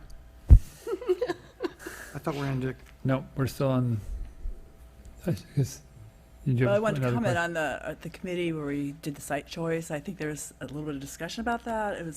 We did review the entire list, but in addition, each addition to that list, for the EIR, it costs our district a significant amount of money to add it to an EIR review. So we chose the most efficacious choices for a cost-effective plan, and that was one of our first priorities. And we also considered the neighborhood. That was part of all the consideration, but nothing is settled. The EIR will rank those decisions, and I think all three sites were reasonable choices, and the EIR will provide an ultimate decision, and you may comment on all of that. So it's not over. It was purely a recommendation for insertion into an EIR. Nothing is final. The study has just been delayed now for, 4 months. It's now reactivated so that we can get more information sooner than later. Okay, so now, we're done with that item. The next item is actually the consent agenda. So Okay. you have something on No, Pure Water SoCal? I'll just say it in my whole list No, of that's things. fine. If you're on Pure Water SoCal, let's finish. The book that Marilyn provided is 22 years old, and there's been a lot of technology since then that has been developed. And I would suggest that other people read The Big Thirst. It is a very good book. It was written by a journalist, not somebody in the business, and it would be very helpful. The other thing is Santa Cruz County Sanitation District already controls discharge from the hospital, because there was a question about that. Okay, good. And they have a very good source control program. Okay, great, thank you, good to know. All right, anything else on that item? All right, so the next item is the consent agenda. Is there anything anybody wants to hear outside of that? I was just going to mention, though, just, I don't think we need to pull it off, but just that the fact that we've got I'm kind of proud that we got the Transparency Award again for keeping all of our books and all of our budget and our finances all transparent. So congratulations. But any motion or I'll move accepting the consent. consent agenda? Okay, moved and seconded. All in favor? Aye. Opposed? All right, and now time for oral communications on items not on tonight's agenda. Can I start? So Sure. I can go home? Okay. The public I'm really first. sick. I had a comment about something on the consent agenda, but you didn't. Okay, go ahead.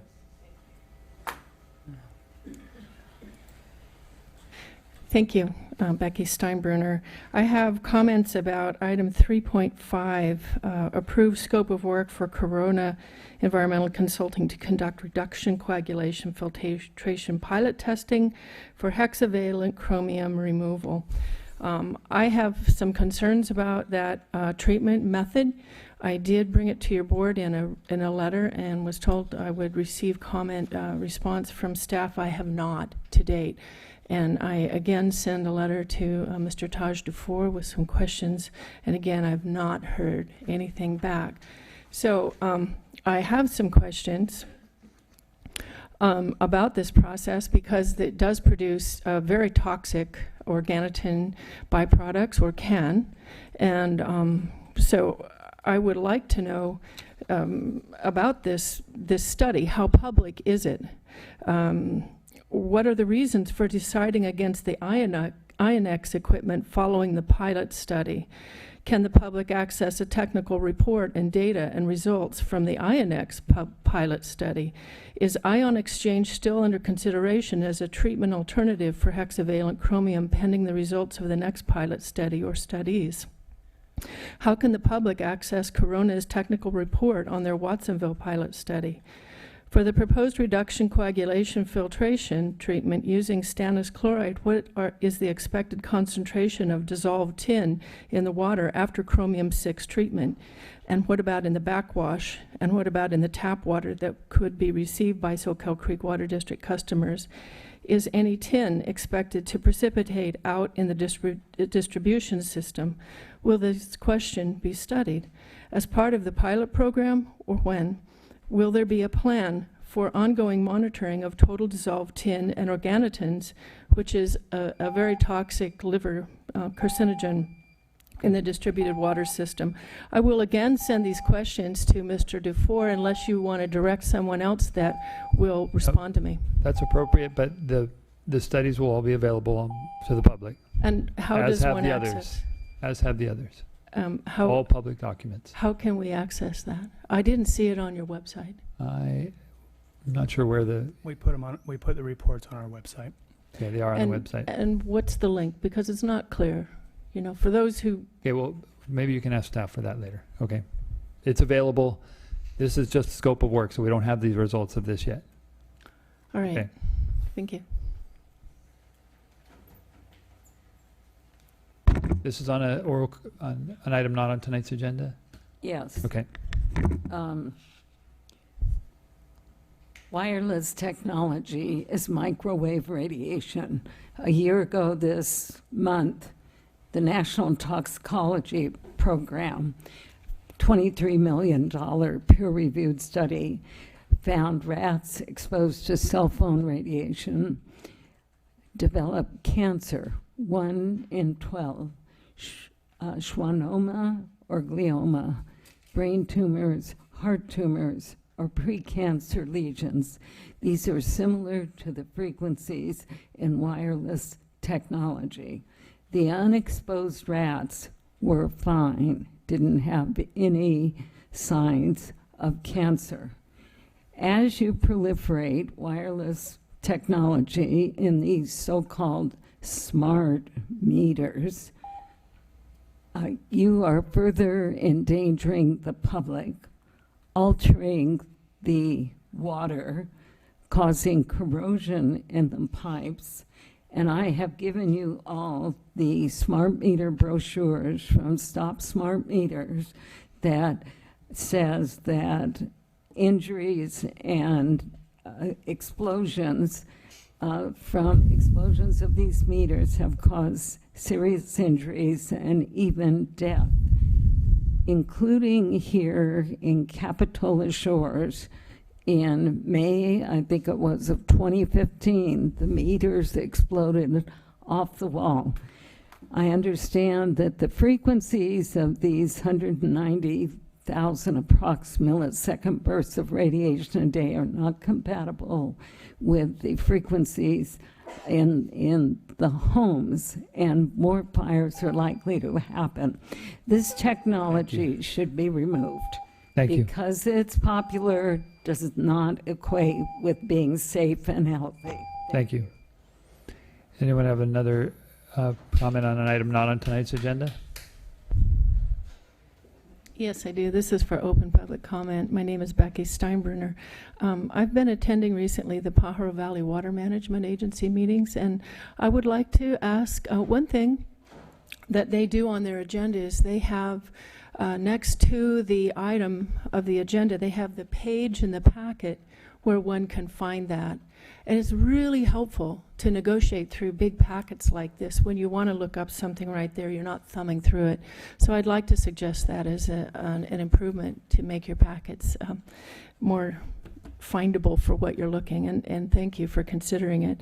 I also want to address, I don't know if this is the proper time, my letter to you that's in your packet tonight about the country club well and the TCP levels, and that I would like to see you halt production of that well because of the high levels of TCP, and that you are in the midst of a lawsuit regarding for Dow and Shell Chemical regarding that problem. So it seems you are acknowledging there is a problem with that in your system, and it states in your document that the levels exceed the draft limit. So I again want to publicly ask you to stop production of your country club well in the best interest of public health. Thank you very much. Thank you. I think that idea about the page numbers is actually a good idea. Thank you. Any other oral communications on items not on tonight's agenda? Okay, seeing none, then any board members? Please. Thank you. I'm ready to like pass out. So I think I want to share some things that I learned at the California Water and Environment Association conference. I went there for my day job, but I never quit. You know, I'm always looking for something. And I ran into Beatrice Barranco there, and she was looking at flush trucks. So I want to once again ask that we look at having some kind of water demand offset for flush trucks. It doesn't have to be the whole cost of the truck. I would suggest that it would be looking at the amount that you would give for toilets that save that amount of water, and then divide it by 2, because their district is half in the city and half in our district, and that would be the offset. And at least we'd encourage them to use these flush trucks that what it does is it sucks up the sewer water that's already in there, it filters it, and then it uses it to clean the sewer. So they don't even go to they don't go to Nob Hill and sit there for an hour to fill up their truck. They don't have to. And so it's more efficient, it encourages them to do it, and I'm encouraging to continue to look at it as a water demand offset. The other thing is I sat in on a session about mind mapping. I thought it was quite interesting, and this man did this mind mapping thing online for us. It was an online meeting, and it's all brainstorming software. And there's the one that he recommended was XMind, and it's free, although you could get more complicated if you want. And I think that would really help us with things like looking at our options for purified water and showing what we looked at. And you can attach like a summary report to the mind map, so it's obvious that we've looked at these things and we don't have to remember where we left it. It's all there. I'm going to use it for my own work because I think it's a great idea, but I think it's also something that should be considered. And last thing was I sat in on a session by the Water Research Foundation, and it's called Blueprint for One Water. It talks about that we only have one water on this earth, and I don't care what you call it, there's only one water. And what it says is we need to shift how we manage our water resources and how we look at them. The definition of one water is an integrated planning and implementation approach to managing finite water resources for long-term resilience and reliability, meeting both community and ecosystem needs. And it's all about stormwater, advanced treatment of wastewater, and water treatment, all of it, because every kind of water that comes to us has different problems and different benefits. And I did pick up one of the blueprints, and I've slimed it with my flu slime, so I would suggest that you call them and order one. Or we can disinfect it later, but I don't want to give it to you right now. And I am kind of grumpy, so I don't want to say anything else because I will regret it. Thank you. Okay. Anyone else?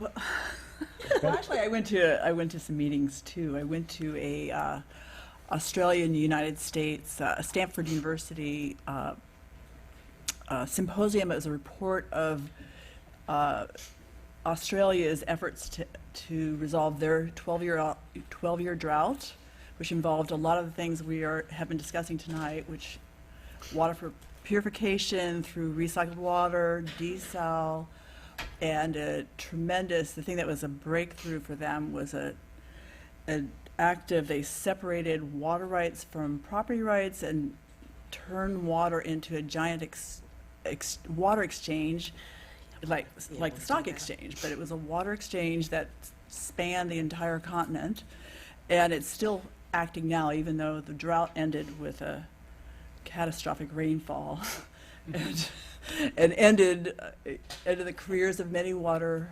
employees who were, the customers were mad about having to spend all this money on drought prevention and resolution. But anyway, they made the point that 4.5% of all water in the world, the entire world, is fresh water. Less than 1% of that water is available for human use, and 2 billion people on this earth don't have access to fresh, pure, sanitized water. And so that is part of the explanation for why 1,000 babies die of what is it called? Catastrophic diarrhea, because they have no access to fresh water. So this is a worldwide problem. All water is reused water. All fresh water that we drink, every last drop, has already been used since the beginning of time. There is no fresh, pristine water. It's all reused water. And they made that point because they are embarking on a major enterprise to go in and look for different organic ways of purifying water that would probably be, some of the neighbors here might find truly appalling, but they are a ray of hope for some of the poor people of our world. And so I also went to a water summit in Boulder, Colorado, and it touched on the similar things. They were trying to energize decision makers to look at fresh ideas. Similar. Director Daniels brought up, an idea it was a workshop to get people from across the country who are making decisions on water to figure out ways to resolve these problems. So I'd say that every official in this country is having to deal with some aspect of water and getting safe water to their constituents. So I'll just leave it at that. Okay, thank you. All right, then we'll... Last thing. Oh. If anybody wants to borrow the Big Thirst, I will lend it to them, and I did not slime it with my flu. All right. Next are the special board assignments status report. Any? Yeah, just one thing to report there is staff continues working with other staff from other agencies on the Mid-County Groundwater Agency, MGA, to try to get contracts in place, landing sites and everything for the offshore work, flying it with a helicopter to locate the seawater intrusion interface in the aquifer offshore. So we're getting close, and I think they start in a couple days down in Marina. We Okay. hope to piggyback right after that. All right. Anybody on that item?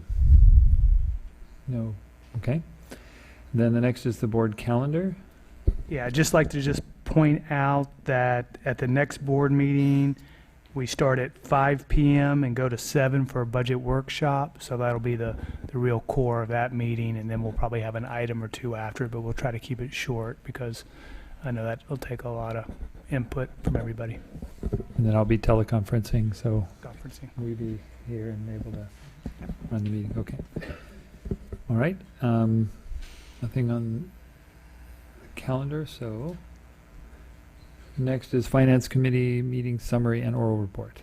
So I'll just give you a quick update on the Finance Committee meeting that we had last Monday, which was April 24th, and Director Daniels sat in as the alternate on that meeting. And our supervising accountant, Ryan Kinney, walked us through some updates to the audit process. We have the auditors on site next week doing their interim testing. They'll be out again in October for their fiscal year-end work.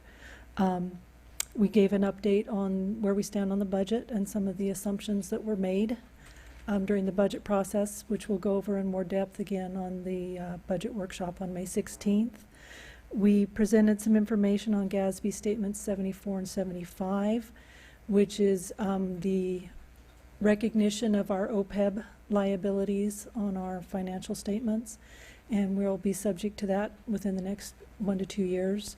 So we went over that. We are going to undergo an OPEB actuarial analysis this summer for the fiscal year ended June 30th, 2017. And that's part of our biennial analysis that we typically do. But it will give us some idea at that time what our liability is going to be on our OPEB actuarials. And then we went over some of the changes that we're making to the income and investment report. And it was suggested that it might be possible to have some elements of that report presented on a quarterly basis. I brought that up because I asked the question, this report that we get each month, is it automatic or is there a lot of manual effort? And there is a lot of manual effort that goes into preparing that report. I don't know about you, but seeing the same kind of report month after month, I probably don't spend the time studying it as I should. So if that were to appear infrequently, like every quarter, I would actually probably spend more time studying it rather than keeping flipping. And so I think it would be good for the board and certainly good for the staff because they could spend their time doing more important things than producing that report every month. Yeah, as long as we still get updates on any changes. Absolutely. Major changes. So in addition to having that pretty extensive report once a quarter, certainly anything that changes, she could have a few sentences in there about, oh, this happened and we didn't expect that, or this changed. And so we could have updates on the things that really matter, but only have the extensive report once a quarter. So that was my suggestion. Okay. Anything further? No, just to point out, there are some aspects of that report that I do need to bring to you monthly under the terms of our investment policy and government code, but we can certainly truncate it and make it much shorter. Okay. Yeah, let's try it. Yeah, I might just comment. So we took that idea and we ran with it a little bit, and we were thinking, and maybe this will evolve, but every month feature different manager may have their report. That way it's not overwhelming, and then whoever has to have something could just be like cliff notes on the, but we'll re-evolve that, refine that idea. But I think what we're hearing you say is, you know, we don't need to do anything superfluous and save time if possible. Yeah. And we can see how it works, and we can always change it. Change it back. Anybody have comment on that item? Okay. Next is Santa Cruz Mid-County Groundwater Agency oral report. Ron, do you have something? I really don't, except that, you know, we've been meeting every 2 weeks as a subcommittee, and then we have the regular MGA meeting, which is coming up in May. I believe it's May 16th. Maybe you can hop up to the calendar, but that's all I have to report. Yeah, and the purpose of the subcommittee is to lay the framework for forming the Groundwater Sustainability Plan group. And there's a lot of issues there. Oh yeah, the plan is where all the issues are going to come up. Right, but just even deciding how that should be done, who should be part of that, and what, you know, give as much guidance to the larger MGA as possible, or not guidance, suggestions on how to proceed, so that we can move forward on that. Yeah. Okay. Seeing no comments on that, then the next is item 6.1, conditional and unconditional will serve letters.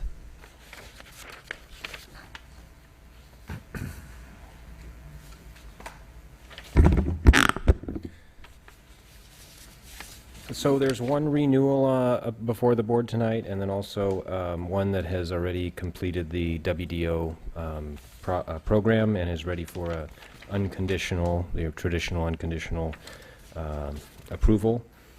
So 6.1 is that project that has paid $45,430 for a new single-family home on Merrill Road in Aptos. That project did go through the new program and offset 69, or paid for 69 toilet rebates. The second one is for a renewal of a minor land division on Mesa Drive in Aptos. Okay. And they have different rules because they're before that November 15th, That's right. 2016. And how long does that, 2 the years. different rules, was it 3 years or 2 years? It was a couple renewals, or I'm going to have to You defer. qualify for one renewal is what you decided back Okay. in October, Okay, thanks Yeah. for the reminder. Okay. and it's a 2-year. Any motions? I'll make the motions to authorize this standard will serve letter and the renewal, the conditional will serve. Okay. I'll second. All in favor? Aye. Aye. Opposed? Opposed. Motion carries. Next item is our kind of giving direction on another part of our water demand offset program. Okay, so I'm going to jump right to that. 6.2 is a program that we're designing with board input for applicants to find their own water demand offsets to meet their offset requirement. And just a really quick background, the water demand offset program requires all new service applicants to offset their development projects' projected water use by 200%. Since 2014, applicants have met that offset requirement by purchasing an equivalent amount of offset credits, and then in turn, the district has taken the fees and implemented water-saving projects within our service area. The board approved some changes to the program back in November of 2016 that specifies a change in how the applicant fees are used, and this is represented here by Figure 1 in the memo.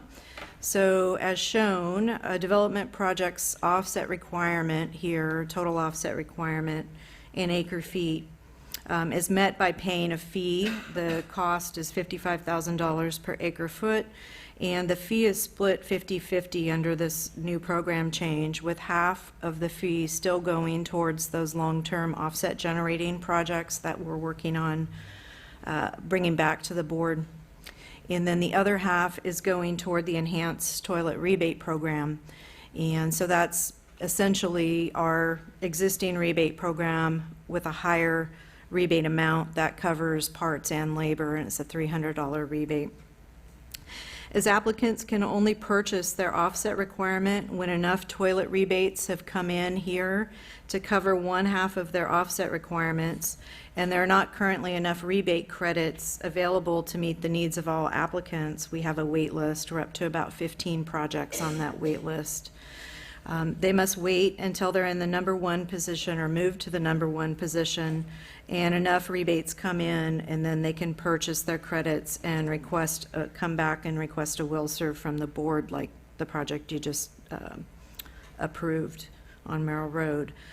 So when we were working with the board on these program changes, there was a realization that the wait list could impact the approval rate for new development projects, and so the board was really encouraging to develop ways in which we can make the program work quicker, we can get more people through, and some alternative pathways for people to meet their offset requirement here.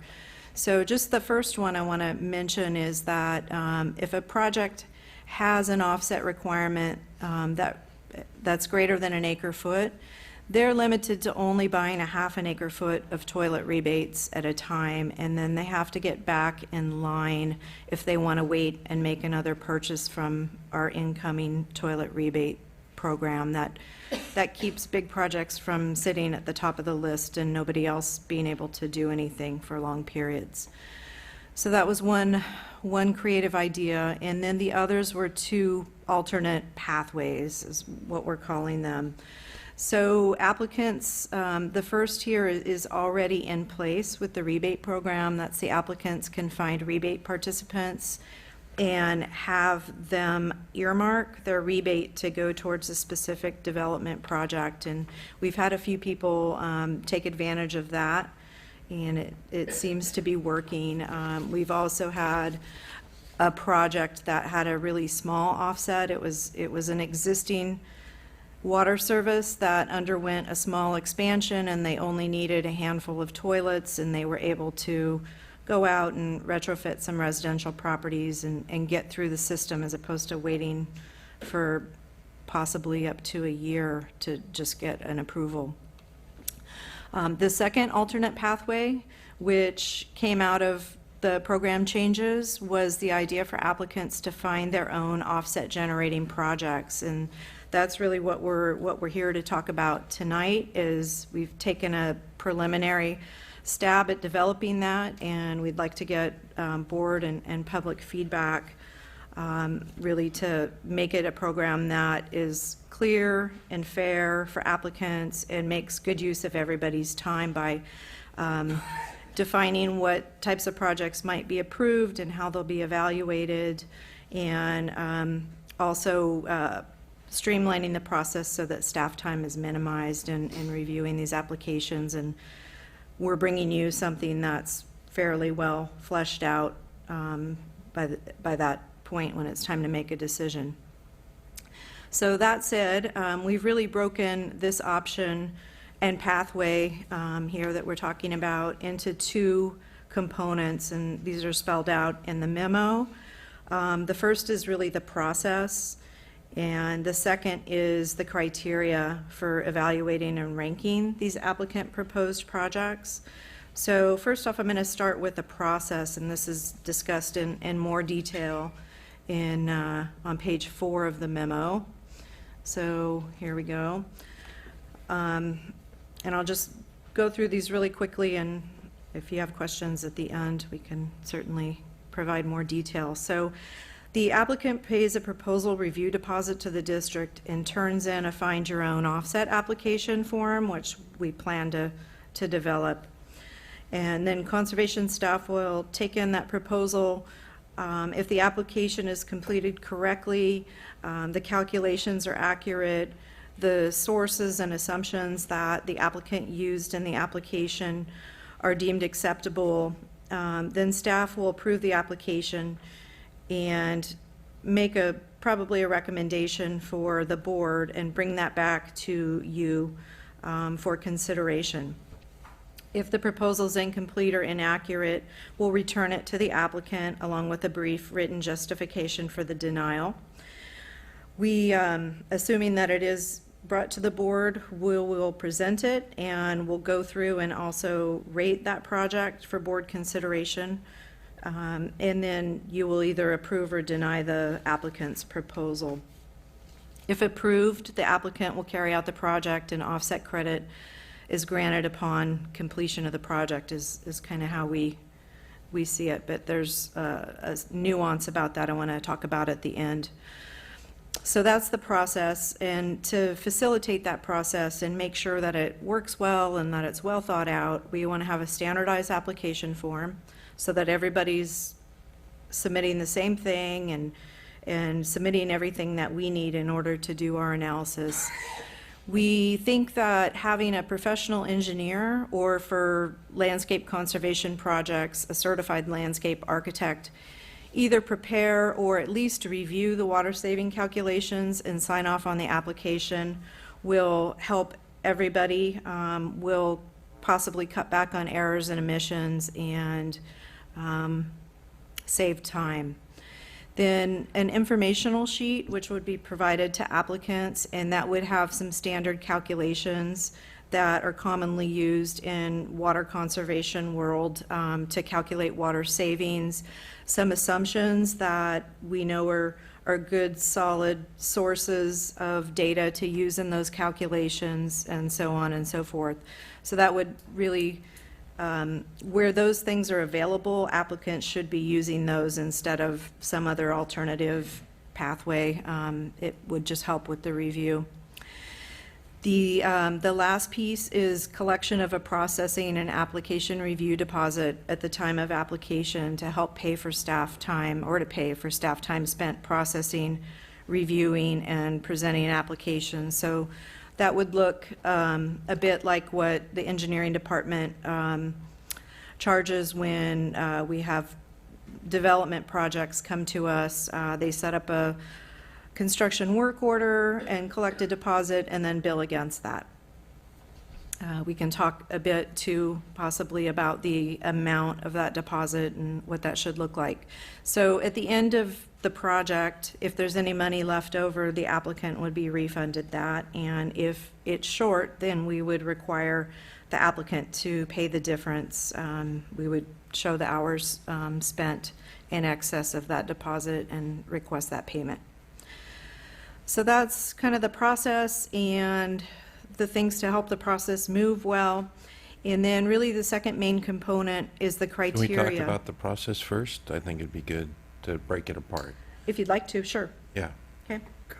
That's fine. So, couple things jumped out at me. One is the review by a professional engineer or landscape architect. Uh-huh. I can see how for really large projects, that might make sense, but for small projects, it might not. What I don't want to have happen is to inhibit creativity, and I don't want to, make it more difficult than it needs to be for somebody to come up with an idea for an offset. So is it possible to make that optional, or, that could be part of what, goes into the staff's decision if somebody comes in with a professional engineer or landscape architect? That would obviously go a long way towards credibility. So what are your thoughts on that?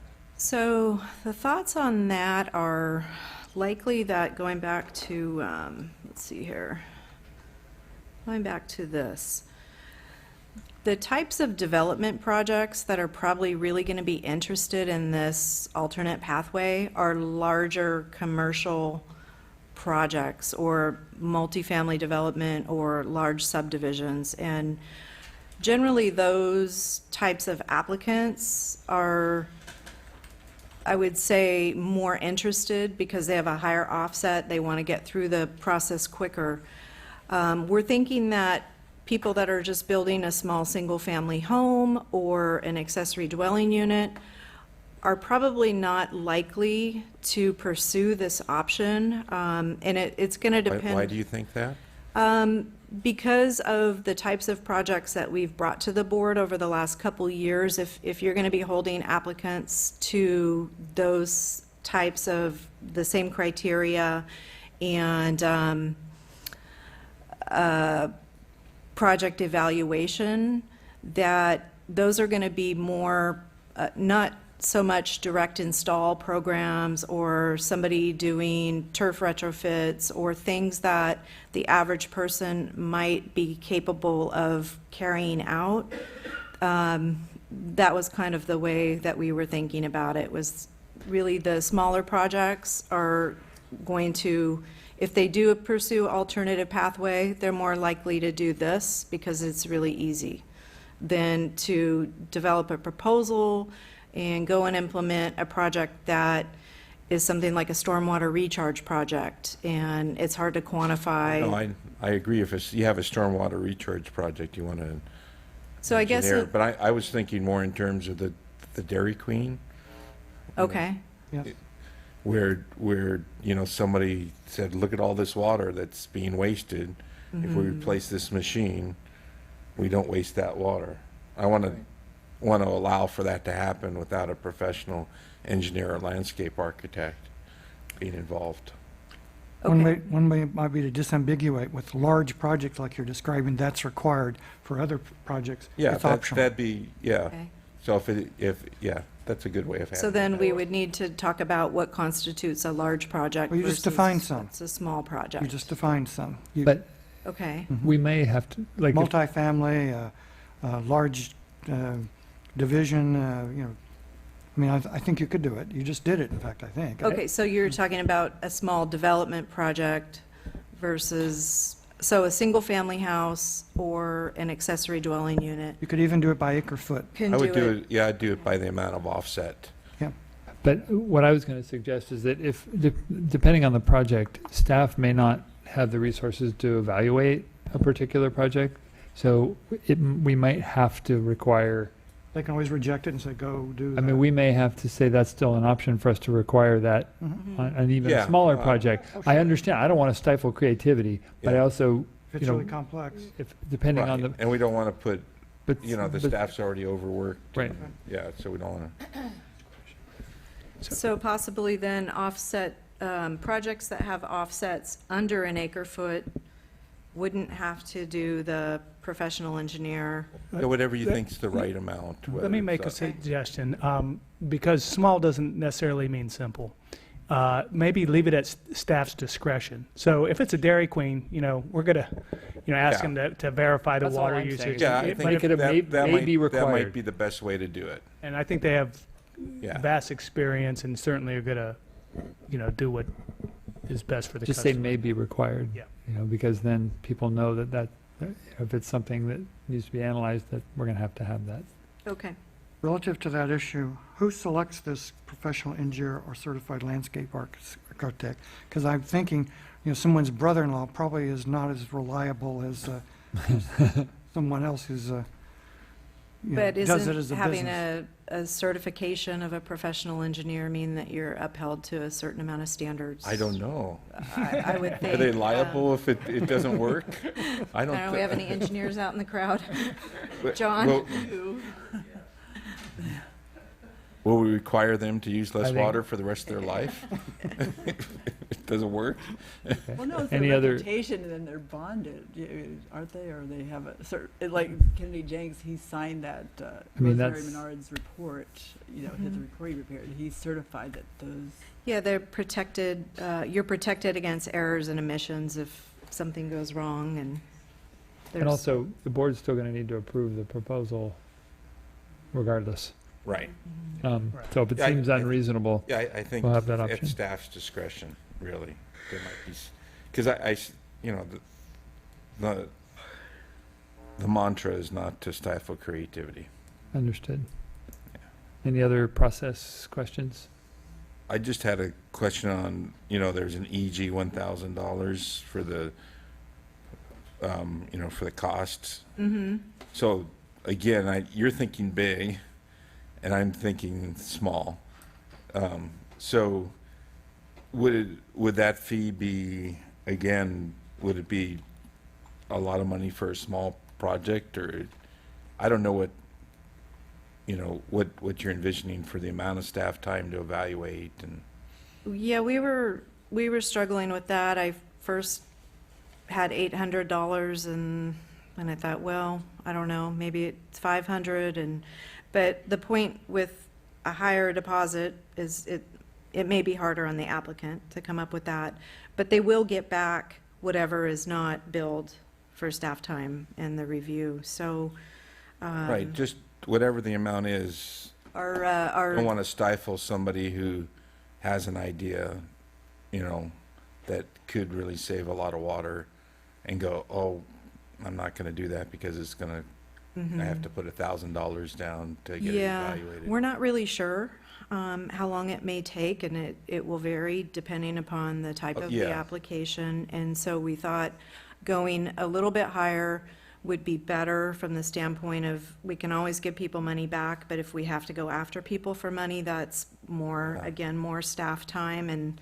I thought of it just the opposite. If it's a little higher, it'll keep people from doing it. I don't want to do anything to, for Okay. the smaller people. Sure, so if you want to propose another. I don't know What you what- think might be reasonable, don't- we can. Yeah, I don't know what's reasonable. And we can set out with a set of, you know, ideas and things, and if it turns out to be that we're spending a lot more time on average, then we could come back and ask if we could adjust that. All of this stuff is let's just get something going and see how it goes and then make tweaks. And we're certainly not asking the board tonight to decide on all of these things. We Gotcha. recognize that there's a lot going on here, and Yeah, we just- want to do it right as we can at the start, but be flexible and willing to make changes as Yeah. we go and Yeah, work through. So- Again, I don't want anyone not to come and do something that could save water because they have to make a large deposit. Sure. I think there's very little likelihood of discouraging innovation if you look at how much money Right, is that's saved. what I was gonna say. by That not could going through be. the- And That time could going through be. the process. So if they have an idea they even think can work, $1,000 is nothing. I mean, because just that, Well, I mean, yeah, we're looking at $55,000 $45,000 per acre feet. Yeah, maybe I'm off base there. Maybe I'm off base. Just for reference to the deposit that we charge, that engineering charges on the service installation, having a contractor do that work, and then we go out and inspect and make sure it was done according to our specs. That's a $1,500 deposit just Yeah, for a service. Yeah, I hear that, but this is a little different beast. Mhm. This is, and I don't know what the right amount is, but I Okay. just, when you set that amount, Maybe a little bit lower, that's my thought. 500. $7.99. Yeah. 99. 500. I don't know how much time it would, Have you anticipate. How about $600? Does that sound? That's fine, yeah, Okay. just, whatever you think is, I don't know. I understand your point. You don't want Have to you- stifle Have you had other creativity applications? again. Have you had some people proposing or wishing to propose some ideas? We've had people interested, but without kind of defining what sorts of projects might be acceptable. We haven't had anybody actively pursue it. So have you showed them the list of ones that we had gone We have over? not. But we've been, when we meet with applicants, the 15 people that are on the wait list, we've been letting them know that this option is coming, that it was something that Okay. the board wanted, and that we would let them know when it was available. So, yeah. Okay. Just need to get it All right, should we going. go to the proposed weighting? Yeah. Yeah, so moving on to the kind of second piece is the criteria for evaluating and ranking these applicant proposed projects. And so we're making the assumption right now that you want to utilize the same set of evaluation criteria that staff used when we began evaluating conservation projects to receive WDO funding. Maybe that's not a correct assumption, so feel free to jump in on that. But the criteria that we did include in our prior assessments was measurability of water savings. So projects in which the savings can be measured or counted with a high degree of certainty are going to rank higher than projects in which the water savings are based upon a lot of estimates, or maybe the estimates aren't really from established sources. They're, just staff derived. Additionality. So there's been a preference for projects that create water savings not normally obtained or expected to be obtained in the next 20 years from our own internal conservation projects or from regulatory mandates such as building code changes or retrofit on sale ordinances. So those projects that are not going to happen anyways have had a higher ranking and approval in the past. Permanence, there is a criteria that we should be able to count the water savings for every year for 20 years at a minimum. And if we can't count that, then the project should be discounted or prorated to assume it's stretch it out over a 20-year period, basically. Cost, and so internally, the board has established our cost and the cost of the offsets at $55,000 per acre foot of water. And then the last is benefit to district customers. So obviously, we're not going to do a project that doesn't have a benefit to customers, but there is a difference in how it could benefit them. So it either benefit them directly by doing retrofit or measure on their own properties, or indirectly, things that don't benefit their particular parcels, but do benefit our groundwater basin. So that's kind of how we've looked at the projects in the past. So if the board seeks to apply some or all of these criteria to the applicant proposed projects, we would also suggest a weighting for the criteria by importance on a scale of 1 to 5 for the most part, with 5 being the highest and the best, or the most optimal project. And so we're proposing that. We really think that's going to help applicants get a better idea of what types of projects we're more likely to approve, and would assist the staff in scoring those projects before we bring them back to the board. So I want to take a look at Table 1 of the memo, and you can see there, we've dropped out the cost criteria in our weighting evaluation, and the reason being is that that cost is kind of an upper limit that the district said we will not spend more than $55,000 on an offset project unless, like in the event of the no-des, that's a direct benefit to us, and so we did decide to make that additional payment in excess of $55,000 for that project. But for an applicant proposing a project, if they want to do something that costs $75,000 an acre foot and everything else about that project is great, I don't think we should be really limiting that. I agree. Okay, so we dropped that off.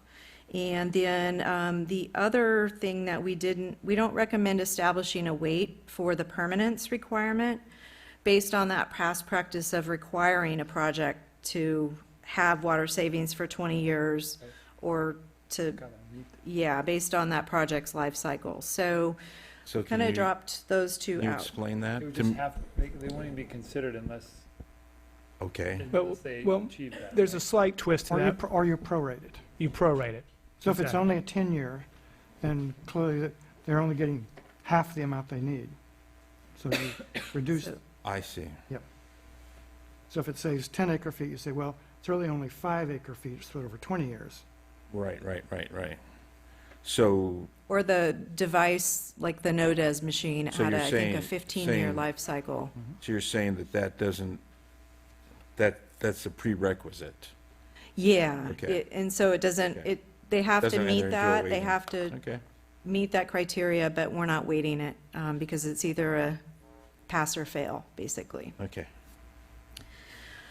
So that really leaves us with 3 of the 5 original criteria to weigh, unless there's others that you'd like to add or subtract. I would like to propose that benefit to customers be taken off the list. We've mainly used that ourselves when we pay more than $55,000 and I we agree. think the project has some benefit. I agree. I think there's, I mean, this is really of benefit to the developer, the proposer.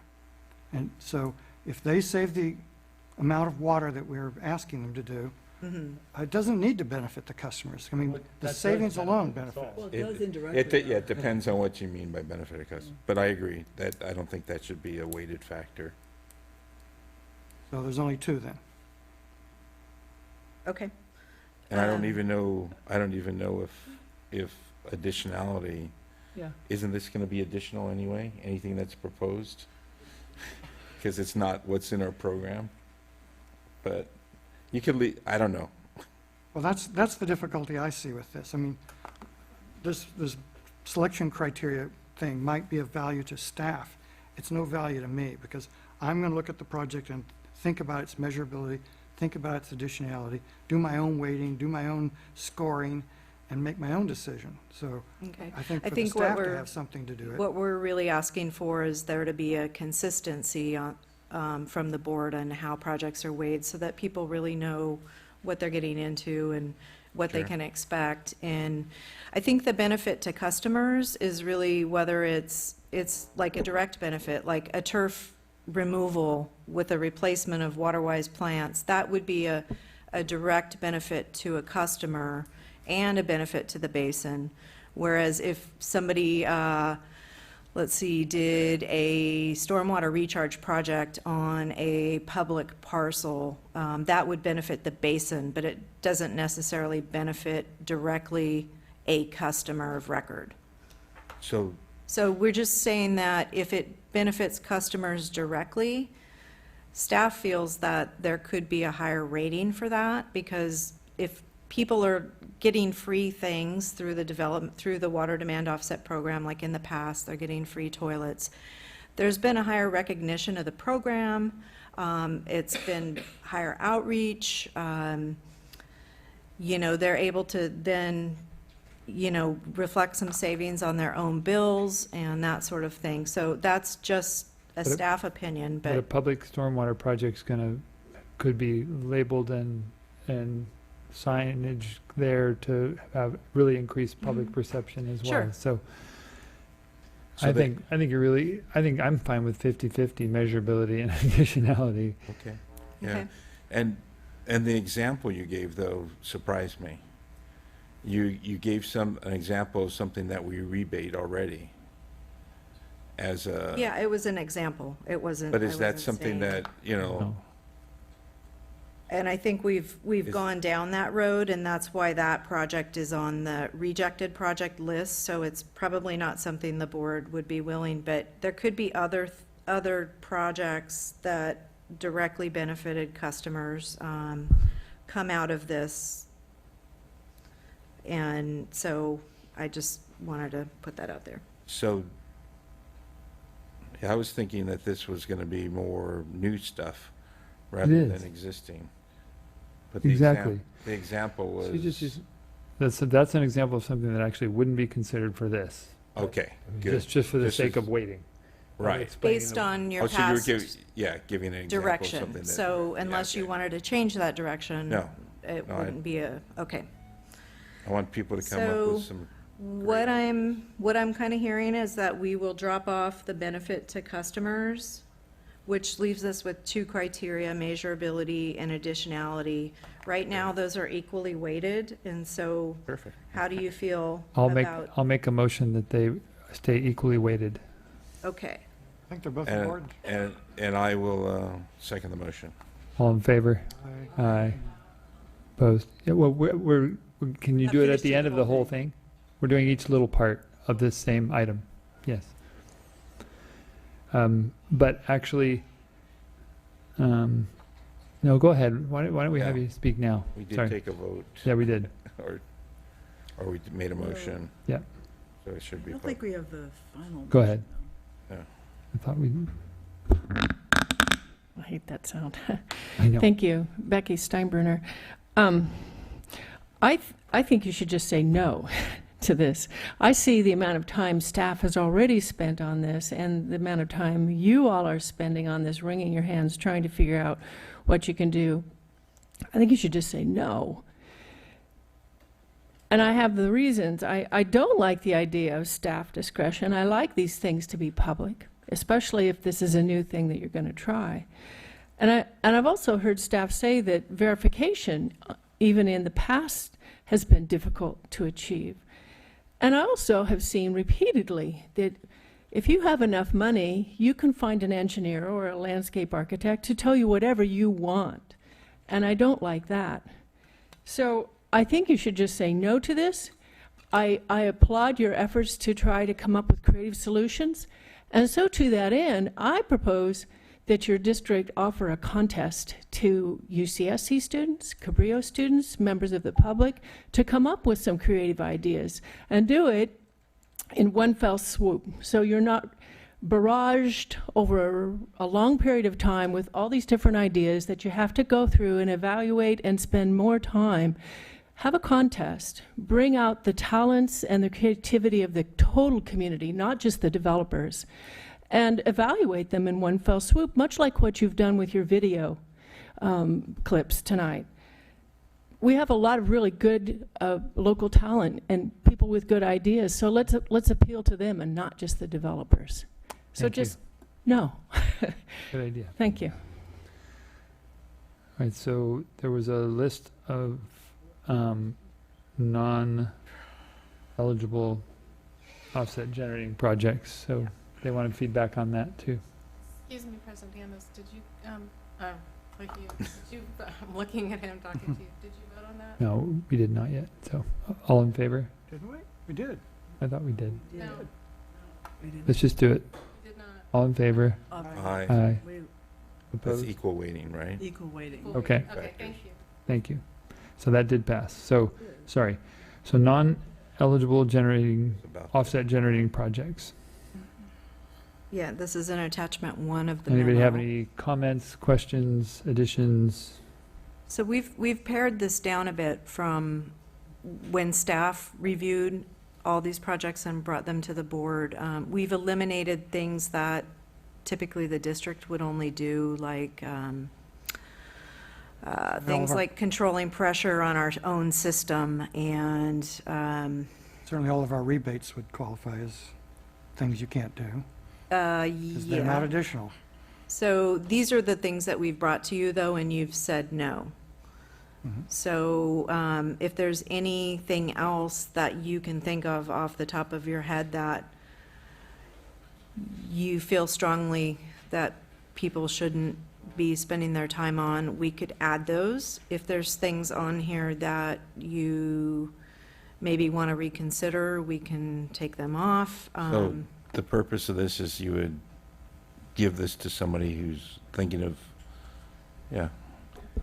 The other idea, and I think it's a bit more complicated, is to develop a list of projects that people can do, which might not encompass everything that they're thinking of, and then therefore might stifle Yeah, creativity. No, So I don't think we should do that.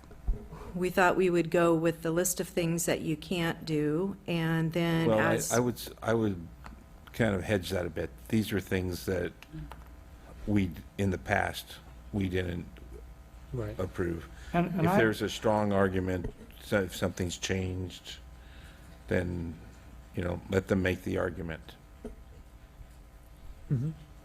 Bruce, you had something? I really have problem with the reasons for disqualification, because those are our reasons. For example, I see high cost repeatedly there, and as you've mentioned, we don't care what the person spends. That's the reason we didn't do that project. But if someone wanted to pay $100,000 per acre foot, let them go ahead and do it. That's not a reason for the. But that's how that would be presented, I guess, is that was one of the factors that. That one of we the reasons used. Why we ruled it out. If it was only cost, then certainly somebody might want to pursue it if they're willing to pay a higher price. But most of the ones that have a cost issue also have another fatal flaw or criteria that fell short of your review. So Well, like I see potential. we can modify this if you think that'll help too. I think not having the, you can say what the cost was, but I don't think that is a reason, since we took that off of the criteria. Is there one that cost is alone on that? Because I mean, like 10 and 11 both have additionality or permanence. I don't think so. What about 17? I can't tell.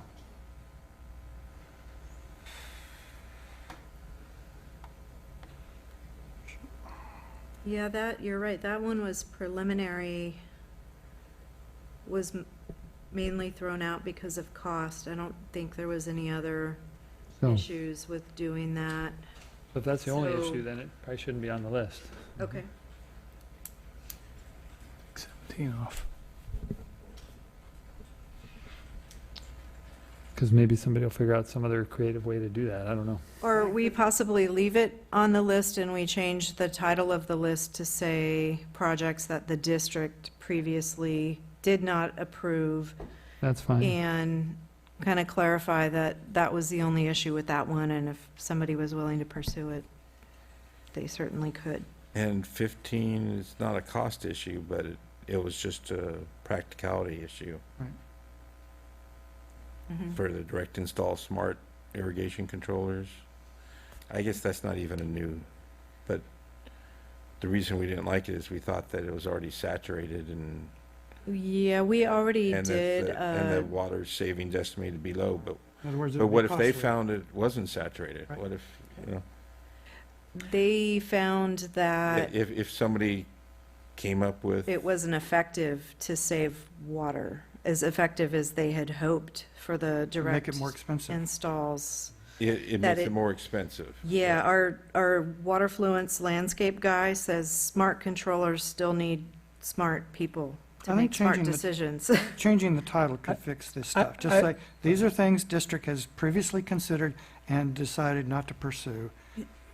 Right. And these are the and reasons then why, and you may find things that Right. don't bother you. We don't need to go through every one of them, but Right. just you understand.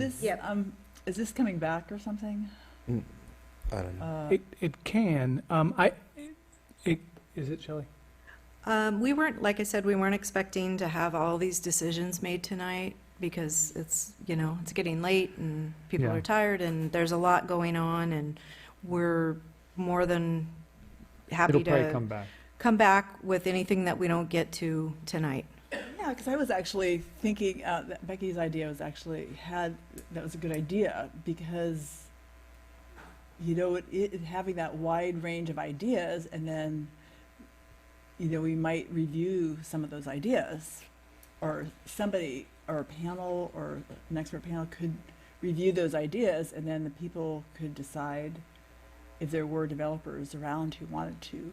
We already went that way once, though, with the October workshop. That was to generate project ideas, and out of that, we did get a few things that we hadn't already looked at, but there was nothing new and earth-shattering. That was a little more limited, I guess. I don't know. She's just saying a contest could be something to be considered.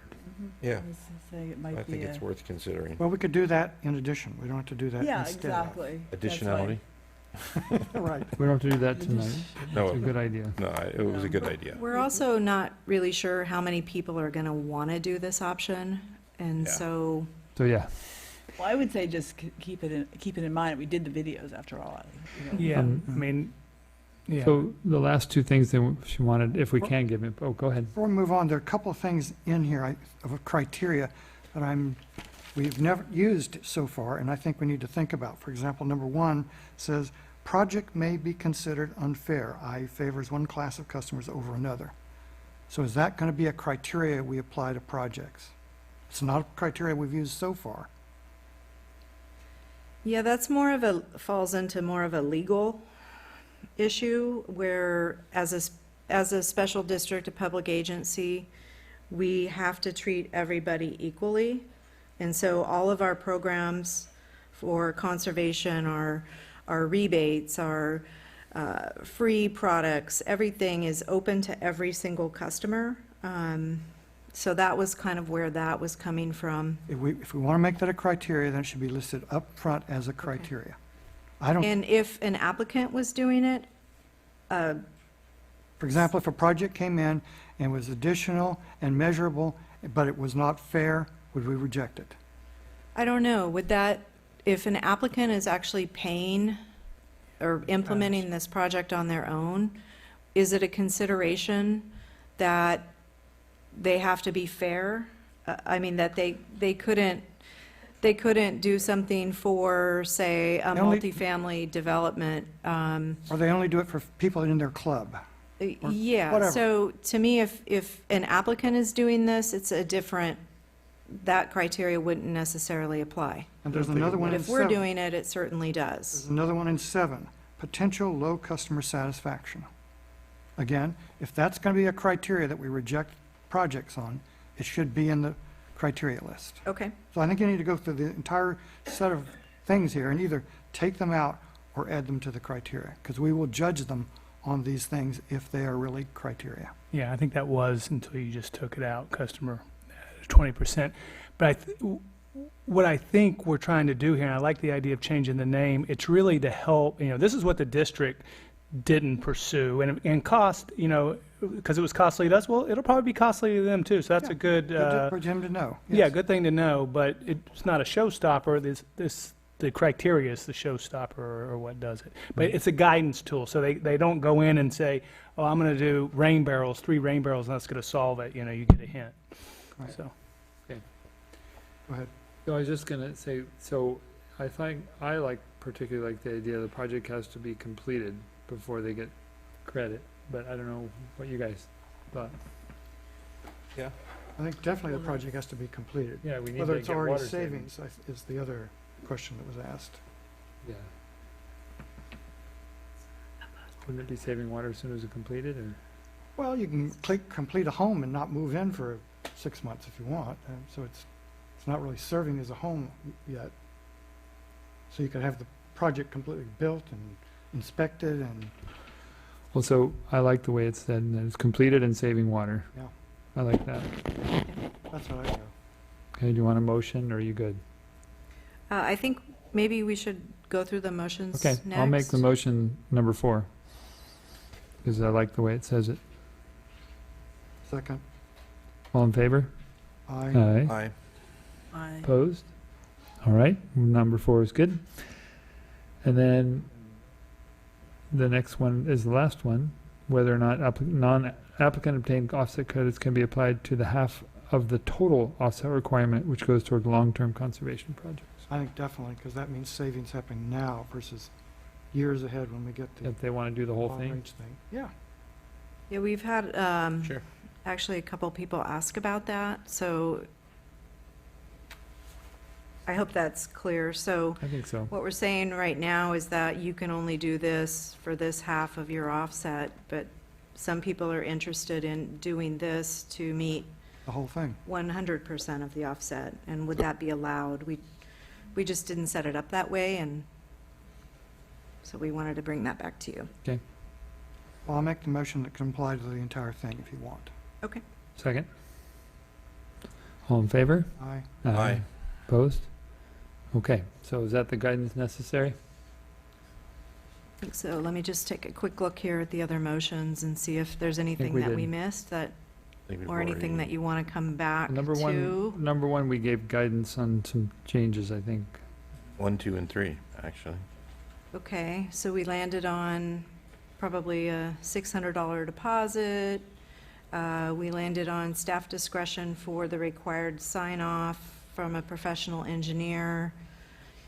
And here let's see, and I don't We did- know if we we did voted not on ex- those. You didn't make a motion for 3. No, because, We said we were we've- going to basically change the title and have it be guidance. excuse me, Becky, we already had comment on this item.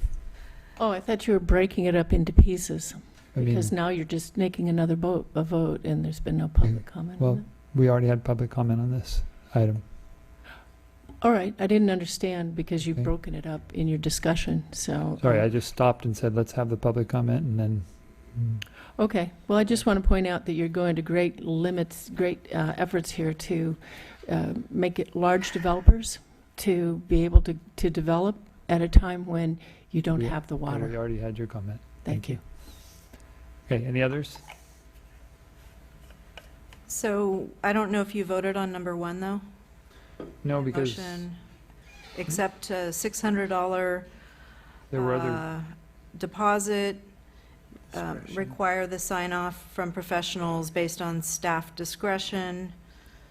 So those would be the two things that number 1 you would be in the, voting so, on. so those are the only changes to items 1 through 5 as far as the project. And I would assume that everybody's happy with having a standard application form. No, I like that, yeah. Okay, And- and that and we that the would develop board- that guidance and information sheet, so there's probably not much to vote on there. I think we're good. Do you have what you need? Did we vote? Did they vote? Well- Which one? Number 1.